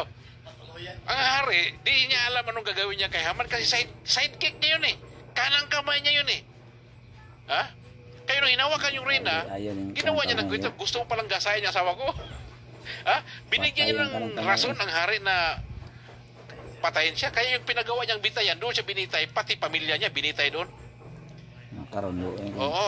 Lahat, galing sa lulo, lula, tanan. Pati anak, pinatay lahat. At yung bahay lang, tinapunan ng mga dumi. You see? Gusto ipapatay ni Satanas ang bayan ng Diyos, pero ang naging reyna, si Esther. Sa panahon nung nagkatawang tao ang bugtong at buwan, gusto rin patayin ang bugtong at buwan ng Diyos, pinatakas naman siya. Yung 3 hari, pinatakas din. Sabi niya, doon kayo bumalik doon kay Herod, papatayin kayo. Nagalit si Herod, kaya pumunta sa Jerusalem, sa Bethlehem, pinagpapatay yung mga bata.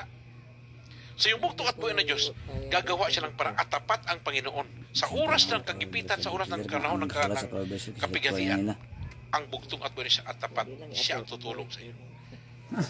Itong mga lahat ng mga problema ito darating sa atin, nakasama na ito, nandyan ang bugtong at buwan, hindi kanya mabayaan. Tapat siya. So, pag sinabi ng bugtong, papangalagaan ka, ingatan ka niya. Nangyari yun. Pero sa huling kapanahunan, mayroon talagang mga tao na daranas ng mga, yung torture sila, mga martyr ang tawag doon. Dahil tinatawag natin the gift of martyrdom. Ibig sabihin, once sa isang, yan yung gasa sa'yo. That you are willing to give up your life, to die, because of your faith. Pero hindi lahat, mayroong talent yan. Kasi isang beses lang yan na magagamit at iilan lang tao ang magkakaroon yan.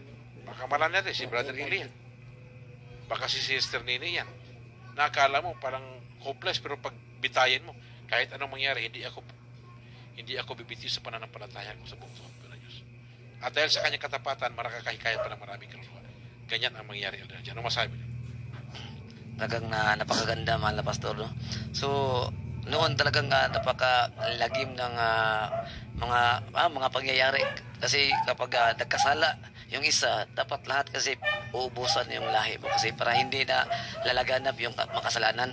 Kaya ganun yung patakaran noon, mga kapatid. Kaya ngayon, mga kapatid, kaya ngayon, mahal na pastor, tayo ay napaka-bless kasi pag-ibig tayo pinagdalaw ng bugtong at buhay ng Diyos.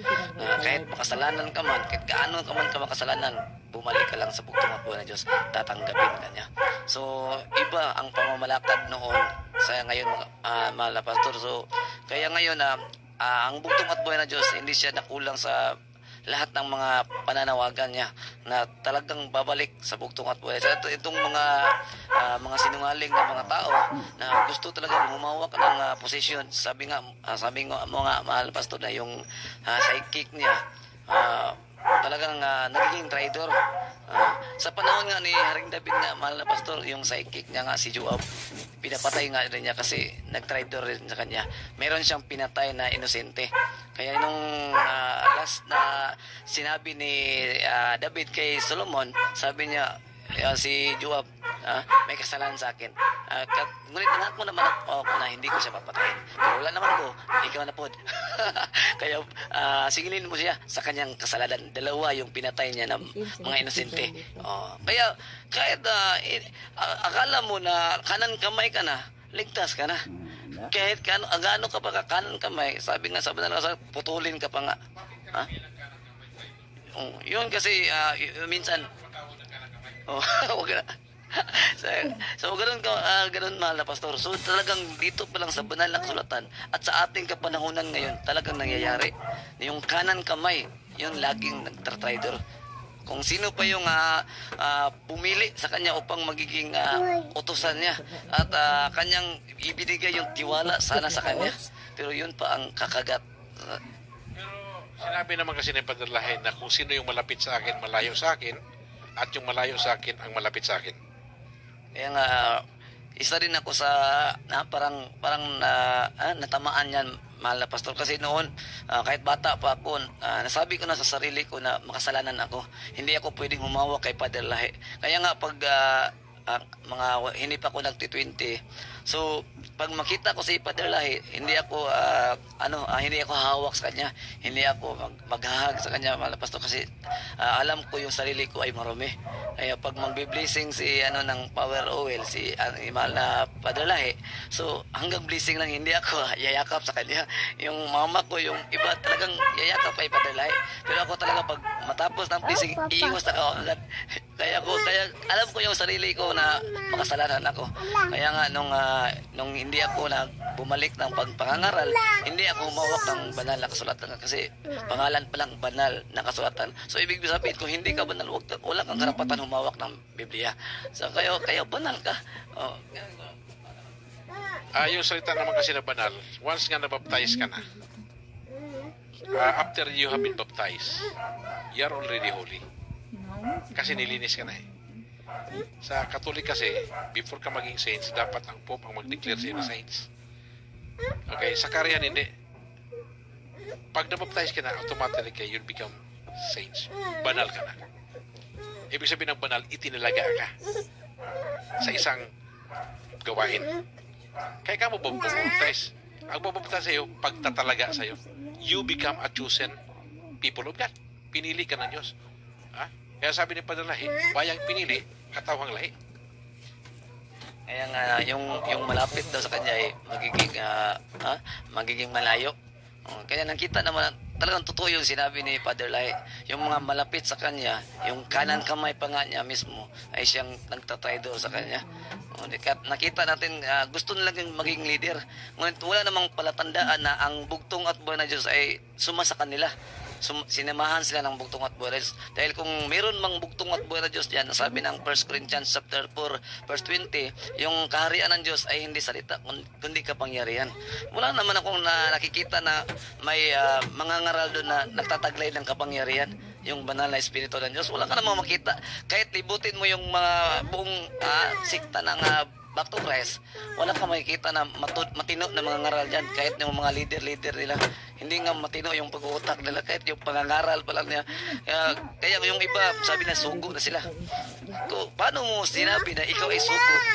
Na ibig sabihin sugo ka, ibig sabihin mangangaral ka. Ang problema ngayon, gusto mong magiging mangangaral, ngunit yung gustong ipapangaral ng Diyos na sa amin. Yung tagilid ka, gusto mong magiging sugo ng Diyos, pero yung tunay na isinugo ng Diyos, nandito yung salita niya, kaharian ng Diyos. So sa Matthew chapter 24. Kaya yun nga masama doon, bakit niya ginagamit yung mga logo natin. So gano'n nangyari. So dito sa atin, ang kinagandahan dito, yung nakalagay doon sa Revelation. Ang sabi doon, ang bugtong at buhay na Diyos nakasakay doon sa kabayo na puti. Puti means purity. Puti means victory. Yan ang bugtong at buhay na Diyos. Kaya, doon naman sa Revelation chapter 22 verse 1, napaganda mga kapatid. Sabi dito, puri na bugtong na Diyos, and He showed me a few river of water of life, clear as crystal, proceeding from the throne of God and of the Lamb. Pinapaliwanag dito yung isang trono, may lumalabas sa tubig, tapos papunta doon sa river of life. Tapos, in between sa river of life, mayroong tree of life. At yung tree of life na yon, it bear fruits, 12 fruits every day. Kakain ka ng prutas ngayon, kinabukasan ibang prutas na naman. Araw-araw, iba-ibang prutas. What a beautiful place. Napagandang lugar itong langit ng mga langit, mga kapatid. At ang gandahan nito, ang bugtong at buhay lagi nandyan. Ipagtatanggol ka niya kahit anong mangyari. Talagang napakasarap madamin yung verse na binasa mo, mahal na pastor, at pinaliwanag mo. Kasi kung iisipin lang natin kung gaano kaganda yung langit, hindi natin maiisip kung gaano kaganda. Pero kung nababasa mo, at least may guide ka na kung ano yung nasa kaharian ng langit. So ang nasa iyo, sa atin na lang, pananampalatayaan mo lang yung salita ng bugtong at buhay na Diyos. Doon ka mananalo. Mayroong isang painter Merong malaking larawan doon. Brother Eli. Malaking painting doon. Puti lang. Tapos doon sa puti, may nakalagay doon na dumi doon sa may tabi. Tapos lahat ng nanonood doon, tinignan yung painting. At nung makita yung painting, sabi, ano nakita mo sa painting? Tinignan nila, puro man ito puti. Sabi niya, napansin ko sa puti, mayroong itim doon, no? Mayroong dumi. Mayroong dumi.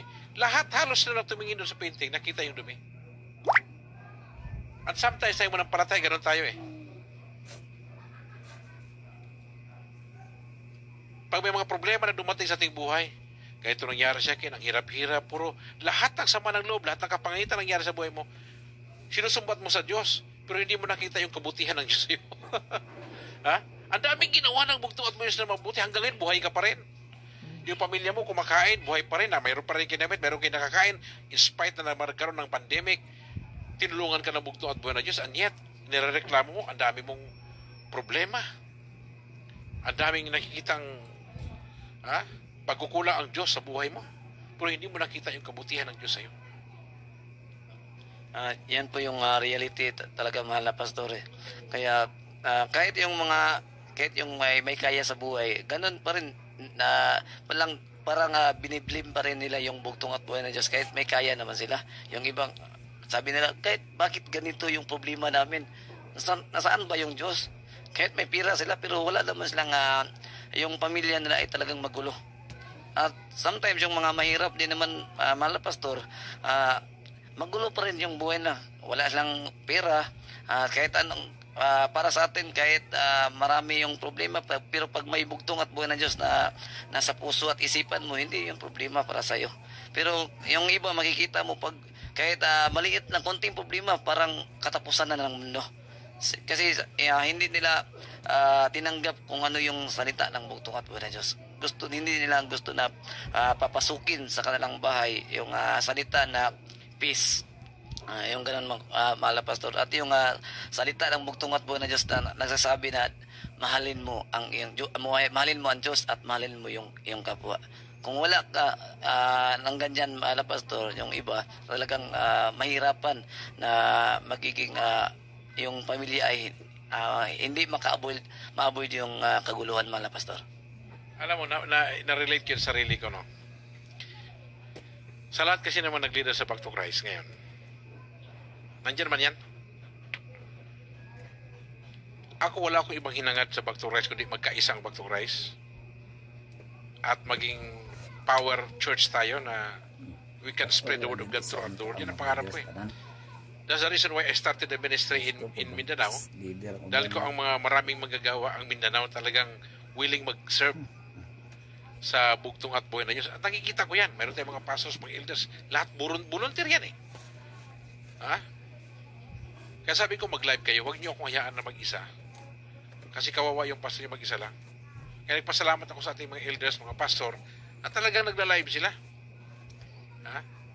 At kung may kumpara mo itong inyong maliit na lingkod, Pastor Lahi, wala naman akong hinangad na pangit sa Back to Christ. Puro maganda lahat. Nagbibigay ako ng aral sa mga tao. At sinasabi ko sa kanila, hindi sa lahat ng pagkakataon mayroong Commander Lahi. Hindi sa lahat ng pagkakataon mayroong Pastor Lahi. Hindi sa lahat ng ako ang ibinigay ng bugtong at buhay na Diyos sa inyo.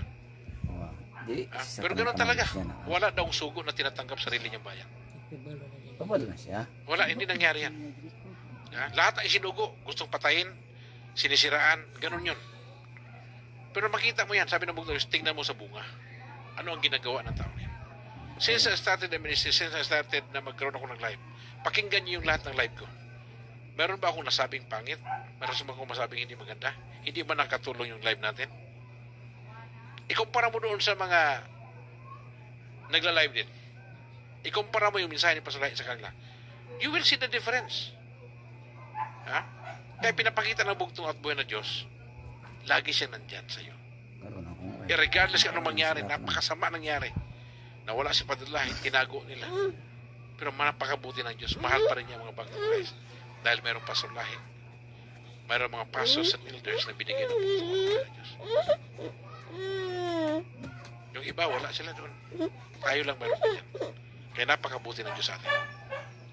Tama nga, mahal na pastor. Kaya nga, nakakalungkot nga, mahal na pastor, kasi yung diferensya kasi, mahal na pastor, kaya hindi nagkaisa ang buong Back to Christ, kasi dahil sa mga leader, naglilideran, mahal na pastor, kung ibababa lang nila yung sarili nila sa bugtong at buhay ng Diyos, hindi naman sa'yo, kasi Diyos naman yung paglilingkuran nila.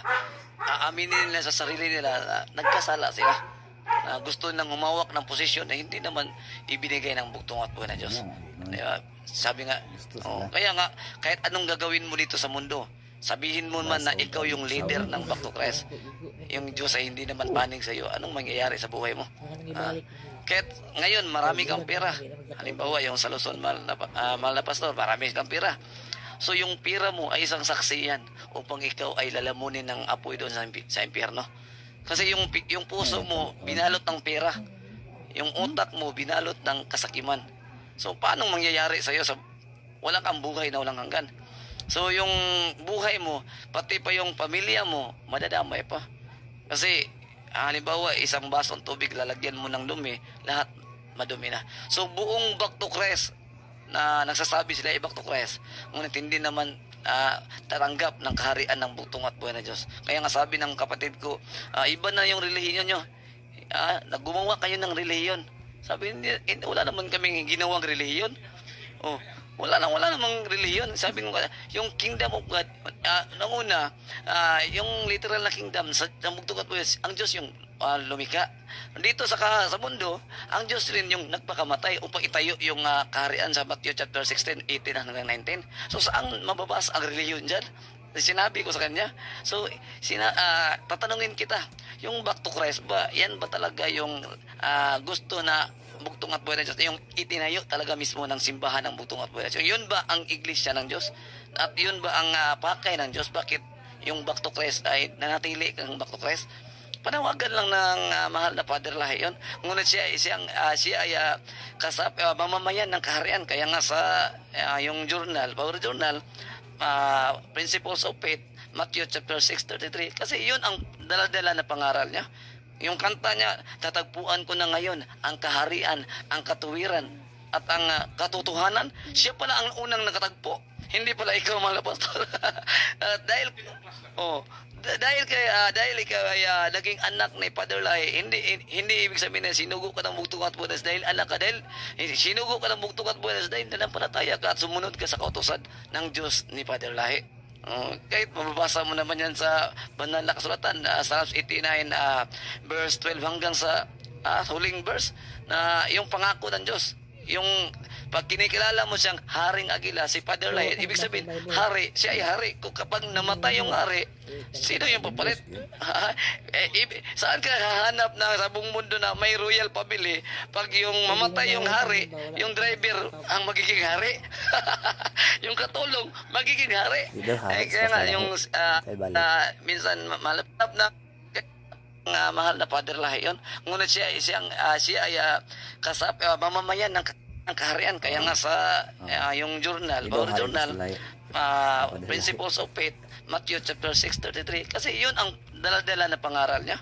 Yung kanta niya, tatagpuan ko na ngayon ang kaharian, ang katuwiran, at ang katotohanan. Siya pala ang unang nakatagpo. Hindi pala ikaw, mahal na pastor. Dahil ikaw ay naging anak ni Father Lahi, hindi ibig sabihin na sinugo ka ng bugtong at buhay dahil anak ka, dahil sinugo ka ng bugtong at buhay dahil nanampalataya ka at sumunod ka sa kautusan ng Diyos ni Father Lahi. Kahit mababasa mo naman yan sa banal na kasulatan, Psalms 89 verse 12 hanggang sa huling verse, na yung pangako ng Diyos, yung pag kinikilala mo siyang Haring Agila, si Father Lahi, ibig sabihin, hari, siya ay hari. Kung kapag namatay yung hari, sino yung papalit? Saan ka hahanap na sa buong mundo na may royal family? Pag yung mamatay yung hari, yung driver ang magiging hari. Yung katulong, magiging hari.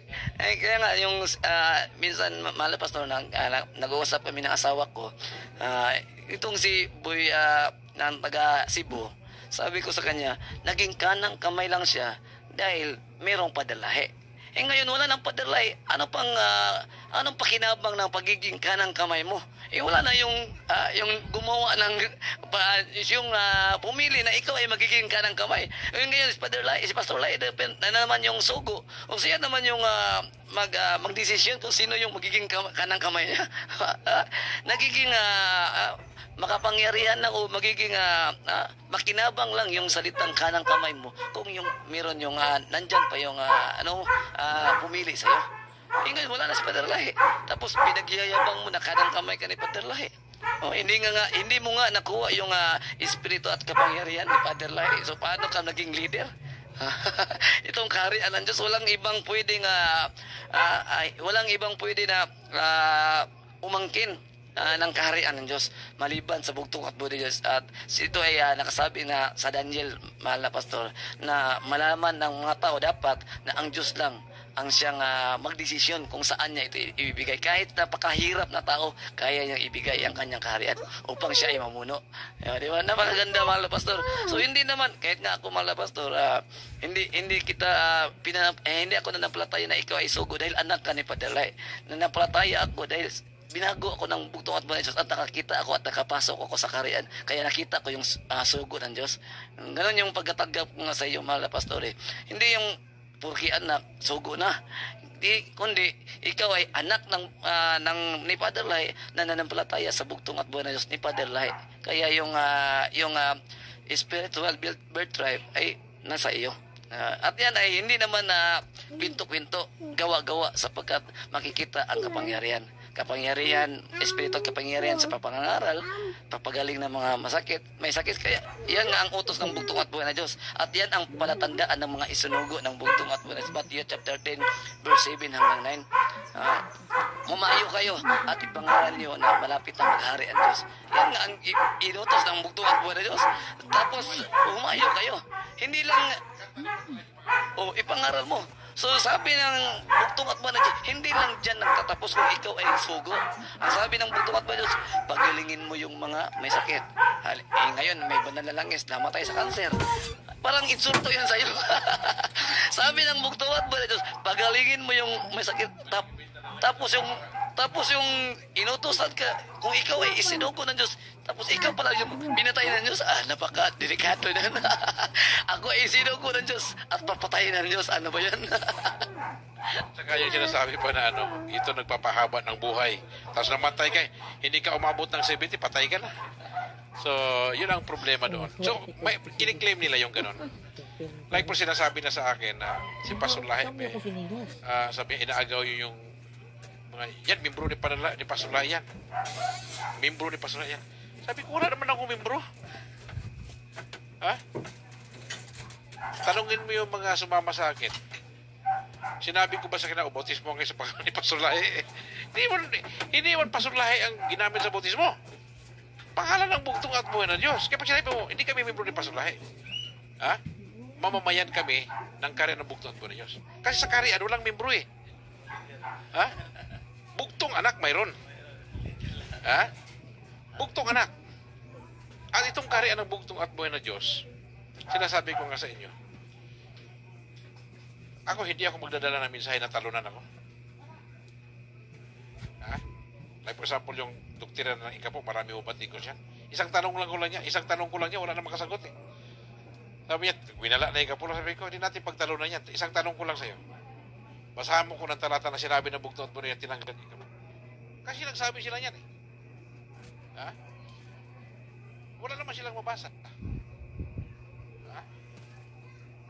Sabi nila wala namang sinabi sa bagong tipan. Alam mo kasi ganito yan eh. Sa original manuscript, walang lumang tipan, walang bagong tipan. Isa lang tipan yan eh. Wala di kapitulo, wala di bersikulo. Nilagyan lang yan mga kapatid ng mga scholar para maintindihan natin. Yun lang yun. Pero gamitan mo ako ng walang bagong tipan ng ganito. Yan ang problema sa mga tao na kulang sa kaalaman dahil marami ang marami nasira. Kaya binigay sa atin ang bugtong at buhay ng kanyang kaharian dahil ito talaga yung mensahe na gusto niyang mangyari. Ang kaharian mga kapatid, ito ay pinanganak sa puso ng bugtong at buhay ng Diyos. Sabi niya, kailan ba itinayo ng kaharian? Nung pinako siya sa krus, doon tinayo ang kaharian. Ano sabi niya? Tapos na. Ano tapos na? Naitayo ko na ang aking kaharian. Ha? 33 AD, tinayo ng bugtong at buhay sa kaharian. Sabi niya, kay Pastor Leonard gumawa yan. Hindi naman ako gumawa ng kaharian. Ha? Ako ang nakadiskubre sa kaharian. Hindi ako nagtayo ng kaharian. Nagdiskubre lang ako. Ha? Hindi. Paano mo itatayo? Itinayo ng anong bugtong at buhay na Diyos yun eh. Ha? Sabi niya, inutos niya, ipangaral ito sa buong sanlibutan. Ha? Ay sabi lang sa akin, so sinugo ka pa sulay? Ha? Sinugo ka ba ng bugtong at buhay na Diyos? Sabi ko, hindi ako sugo. Ha? Pero ginagawa ko ang trabaho ng sugo. Ano ibig sabihin nun? Ha? Ano ibig sabihin nun? Paliwanag ko sa inyo. Ha? Hindi ako sugo, pero ginagawa ko ang trabaho ng sugo. Sabi ng banal na kasulatan ni Leonard J. Lahat ng propeta, lahat ng sugo ay nagtatapos sa panahon ni Juan. Okay? Lahat ng sugo. Tapos na. Tapos ang mensahe. Lahat. So, hindi mo na kailangan ng sugo. Anong klaseng sugo ka? Sinugo ka ng bugtong at buhay na doon sa mensahe na binigay ng sugo. Hindi ako sugo, pero ginagawa ko ang trabaho ng sugo. Yun. Ha? Kasi marami nang sabi yung sugo ako, marami sugo din ako. Hindi nyo alam ang sinasabi nyo eh. Bago ka mag-claim ng ganyan, pag-isipan mo buti kung tama ba yung sinasabi mo. Nung pag sinabi ko ako, ang espiritu kapangyarihan ng bugtong na sugo. Ha? Paano ko natanggap yung espiritu at kapangyarihan ng bugtong na sugo? Hindi ako marunong gumawa ng kanta. Ha? Hindi ako marunong kumanta. Pero ngayon, marunong kumanta. Marunong gumawa ng kanta. Yun palang mga kanta na ginawa ko, nagpapatunay na yun kung sino ako. Ha? Ano bang klaseng pagkasugo? Ang katapusan ng sugo, si Juan Bautista eh. Ha? Di ba? Maliwanag yun. Ikaw mismo nagsabi niya, di ba? Anong role ko ngayon? Porque ba tapos na yung, para bang sinabi na si Kristo ay, ipinako sa krus. Ipinako na daw yung kautusan sa kasama ni Kristo. Ha? Tapos sabihin ng ibang mga aral, tapos na yung pangaral. Paano matatapos yun? Nag-uumpisa pa lang nga yung mensahe natin eh. Nung ibinigay niya na yung kabuhay niya, yun ang mensahe natin na tanggapin niyo ito. Ha? At ang pinakalas na punto natin ngayon gabi, pinakalas, dapat nating tandaan na ang bugtong at buhay sa kadakilan. Importante yun. Ha? Dahil kingdom na. Paano darating yung karin? Yung pagdating ito, wala man kilala sa kanila. Yung sinasabi nila na wala na mensahe. Paano yung mga taga-Amerika? Paano yung sabihin nyo sa padalahe? Kahit man lang isang YouTube, wala kang makita ng gano'n ng gano'n. Buti pa tayo, nakaumabot na isang, maabot na 500 yung live natin gabi-gabi. Ha? Sa padalahe, kahit isa, wala. Kahit isang video yun sa YouTube, wala tayong makita. Ha? Kaya dito mga kapatid, dapat natandaan na ang bugtong at buhay sa kinain. Hindi lamang sa Pilipinas, kundi sa buong sanlibutan. Pinuworship natin ang bugtong at buhay every Sabbath. Masaya yung bugtong at buhay na pinupuri siya. Bakit? Doon sa Europe, doon sa Amerika, uhaw siya. Bakit? Mga tao doon, hindi nag-worship doon mga tao doon eh. Iba man yung Diyos na kinikilala nila. Ha? Every religion, iba-ibang Kristo na. Pero dito lang sa karya ng bugtong Diyos, dito lang sa kinikilala ang totoong pagkakilala. Hari ng mga hari, Panginoon ng mga Panginoon, Diyos ng mga Diyos, kumuha langit lupa at ang bagay na kita tinagyan. Dito busog na busog ang bugtong at buhay na Diyos. At ang gusto ng bugtong at buhay na Diyos, nakikilala din siya sa buong salimutan. Napakaganda ng pinangaral mo, mahal na pastor, sapagkat totoo nga, tunay nga, mahal na pastor, nga dito lang kumpleto yung pagdadakila, pagkikilala, pagtanggap, pagtitiwala, lahat parangal. At nung sabi din nila, mahal na pastor, wala wala na daw pangangaral. So, meron na muna akong basahin mga pastor sa Nangangaral ba si Nilas? Philippians chapter 1 verse 5 yata yun or 6. Basahin ko nga mga pastor. Ito sa Pilipos.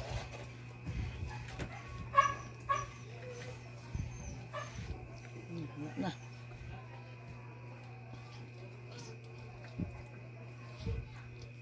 Philippians chapter 1 verse 6 5. Purihin natin ang tungkol buhay ng Diyos. Ang sabi dito,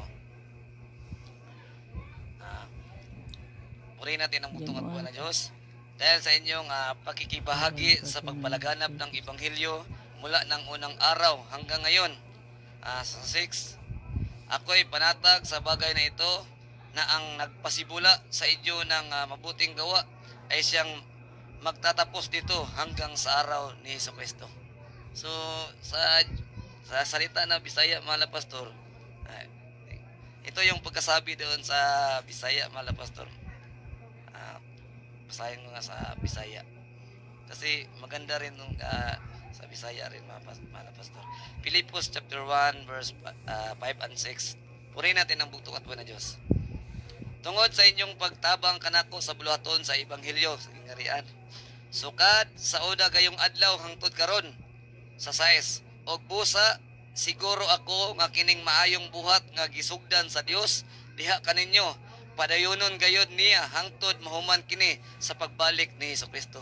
Yung pangangaral daw na ang bugtong at buwan ng Diyos yung nagpapahayag ng mga ipinangaral, matatapos lang to kapag babalik na daw yung bugtong at buwan ng Diyos. So ito yung pinakasaklap dyan mga mahal na pastor. Sabi na wala na pangangaral. So kinalaban nila yung banal na kasulatan. Ang sabi niya, itong dito sa Isaiah mo na mahal na pastor, sa Isaiah 43 verse 10, verse 11. 10 and 11. So, sabi nila mahal na pastor, wala na daw pangangaral. So, ibig ba sabihin, kinalaban mo yung Diyos? Sabi niya ni Apostol Pablo, siya yung nagpasimula nito. So, matatapos lang din itong pangangaral. Pagpabalik niya, nasaan na ba yung Kristo yun? Bubalik na ba? Kaya nga, inanda pa nga natin yung daan ng bugtong at buhay ng Diyos, yung bayan. Magtaka tayo mahal na pastor, baka iba ng Diyos nila. So, Isaiah 43 verse 10 hanggang 11 and 12 na lang. Purihin natin ang bugtong at buhay na Diyos. 10 hanggang 12. Katawan sa Israel, kamo mao ang akong mga saksi o mga alagad nga akong gipili. Aron makaila kamo og mutuo kanako og makasabot nga ako ray Dios. Walay Dios una kanako o may lain pa nga sunod kanako. 11. Ako lamang mao ang Ginoo ug walay laing mangluluwas gawas kadako. Sa 12, ako'y nagpahayag, nagluwas ug nagsangyaw dili laing Dios ug kamo maoy akong mga saksi. So itong banal na kasulatan daw mahal pastor. Sabi niya yung saksi yung saksi ni Jehovah, sabi niya saksi daw Israel pala yung saksi dito hanggang sa Acts chapter 1 verse 8, saksi Israel pa rin. So dito pa lang laglag na yung saksi ni Jehovah. Ito mga mga pastor, sabi niya yung Israel daw sila yung natatanging saksi na tunay isa lang Diyos. Yung pumunta noon at ngayon Diyos ngayon, walang ibang Diyos. At siya yung nagpahayag ng kasulatan. Siya rin ay nagiging guro, nangangaral din siya. So ibig sabihin yung binigay ng bugtong at buwan ng Diyos itong salita ng Diyos nga na ipapangaral, siya yung pasimula, matatapos lang yung pangangaral sa pagbabalik niya. So talagang maliwanag pa sa sikat ng araw. So ibig sabihin yung mga tao na sabi niya wala nang pangangaral. So yung kanta ni Father Lai, ipangaral mo si Kristo ng Diyos. Paano yun? Ito yung Matthew chapter 24 verse 14. So aalisin natin yun. Sabi ng banal na kasulatan, at ito ang magandang balita sa paghahari ng Diyos. Ito ay ipapahayag sa buong mundo. At ito ay ipaalam sa mga tao. At ang katapusan ay darating na. So, sino bang nangangaral nito na buong mundo? Sabi nila, wala nang pangangaral. So dyan pa lang, makikita mo na talagang walang puntang mangangaral. Dito nakita natin na they are fulfilling the prophecy. Sabi ng bugtong at buwan, yung tilata natin binasa kanina, na mag-ingat kayo sa mga huling araw, may darating na mga bulaang mga ngaral, bulaang mga guro. Ito na yun eh. Nakikita na natin ito. At ang kinikilabutan ako rito, hindi man lang tumindig yung balahibo nila na hindi nila alam na at the end of the day, you are going to die and you are going to face judgment. Akala nila itong pangarap ito, biro-biro lang ito, hindi nila alam na ito ay sagradong gawain ito. And this job in preaching the gospel of the kingdom, it was not given to the Indians. It was given to us because God wanted us to be a part of His victory. He wanted us to be a part of His trials.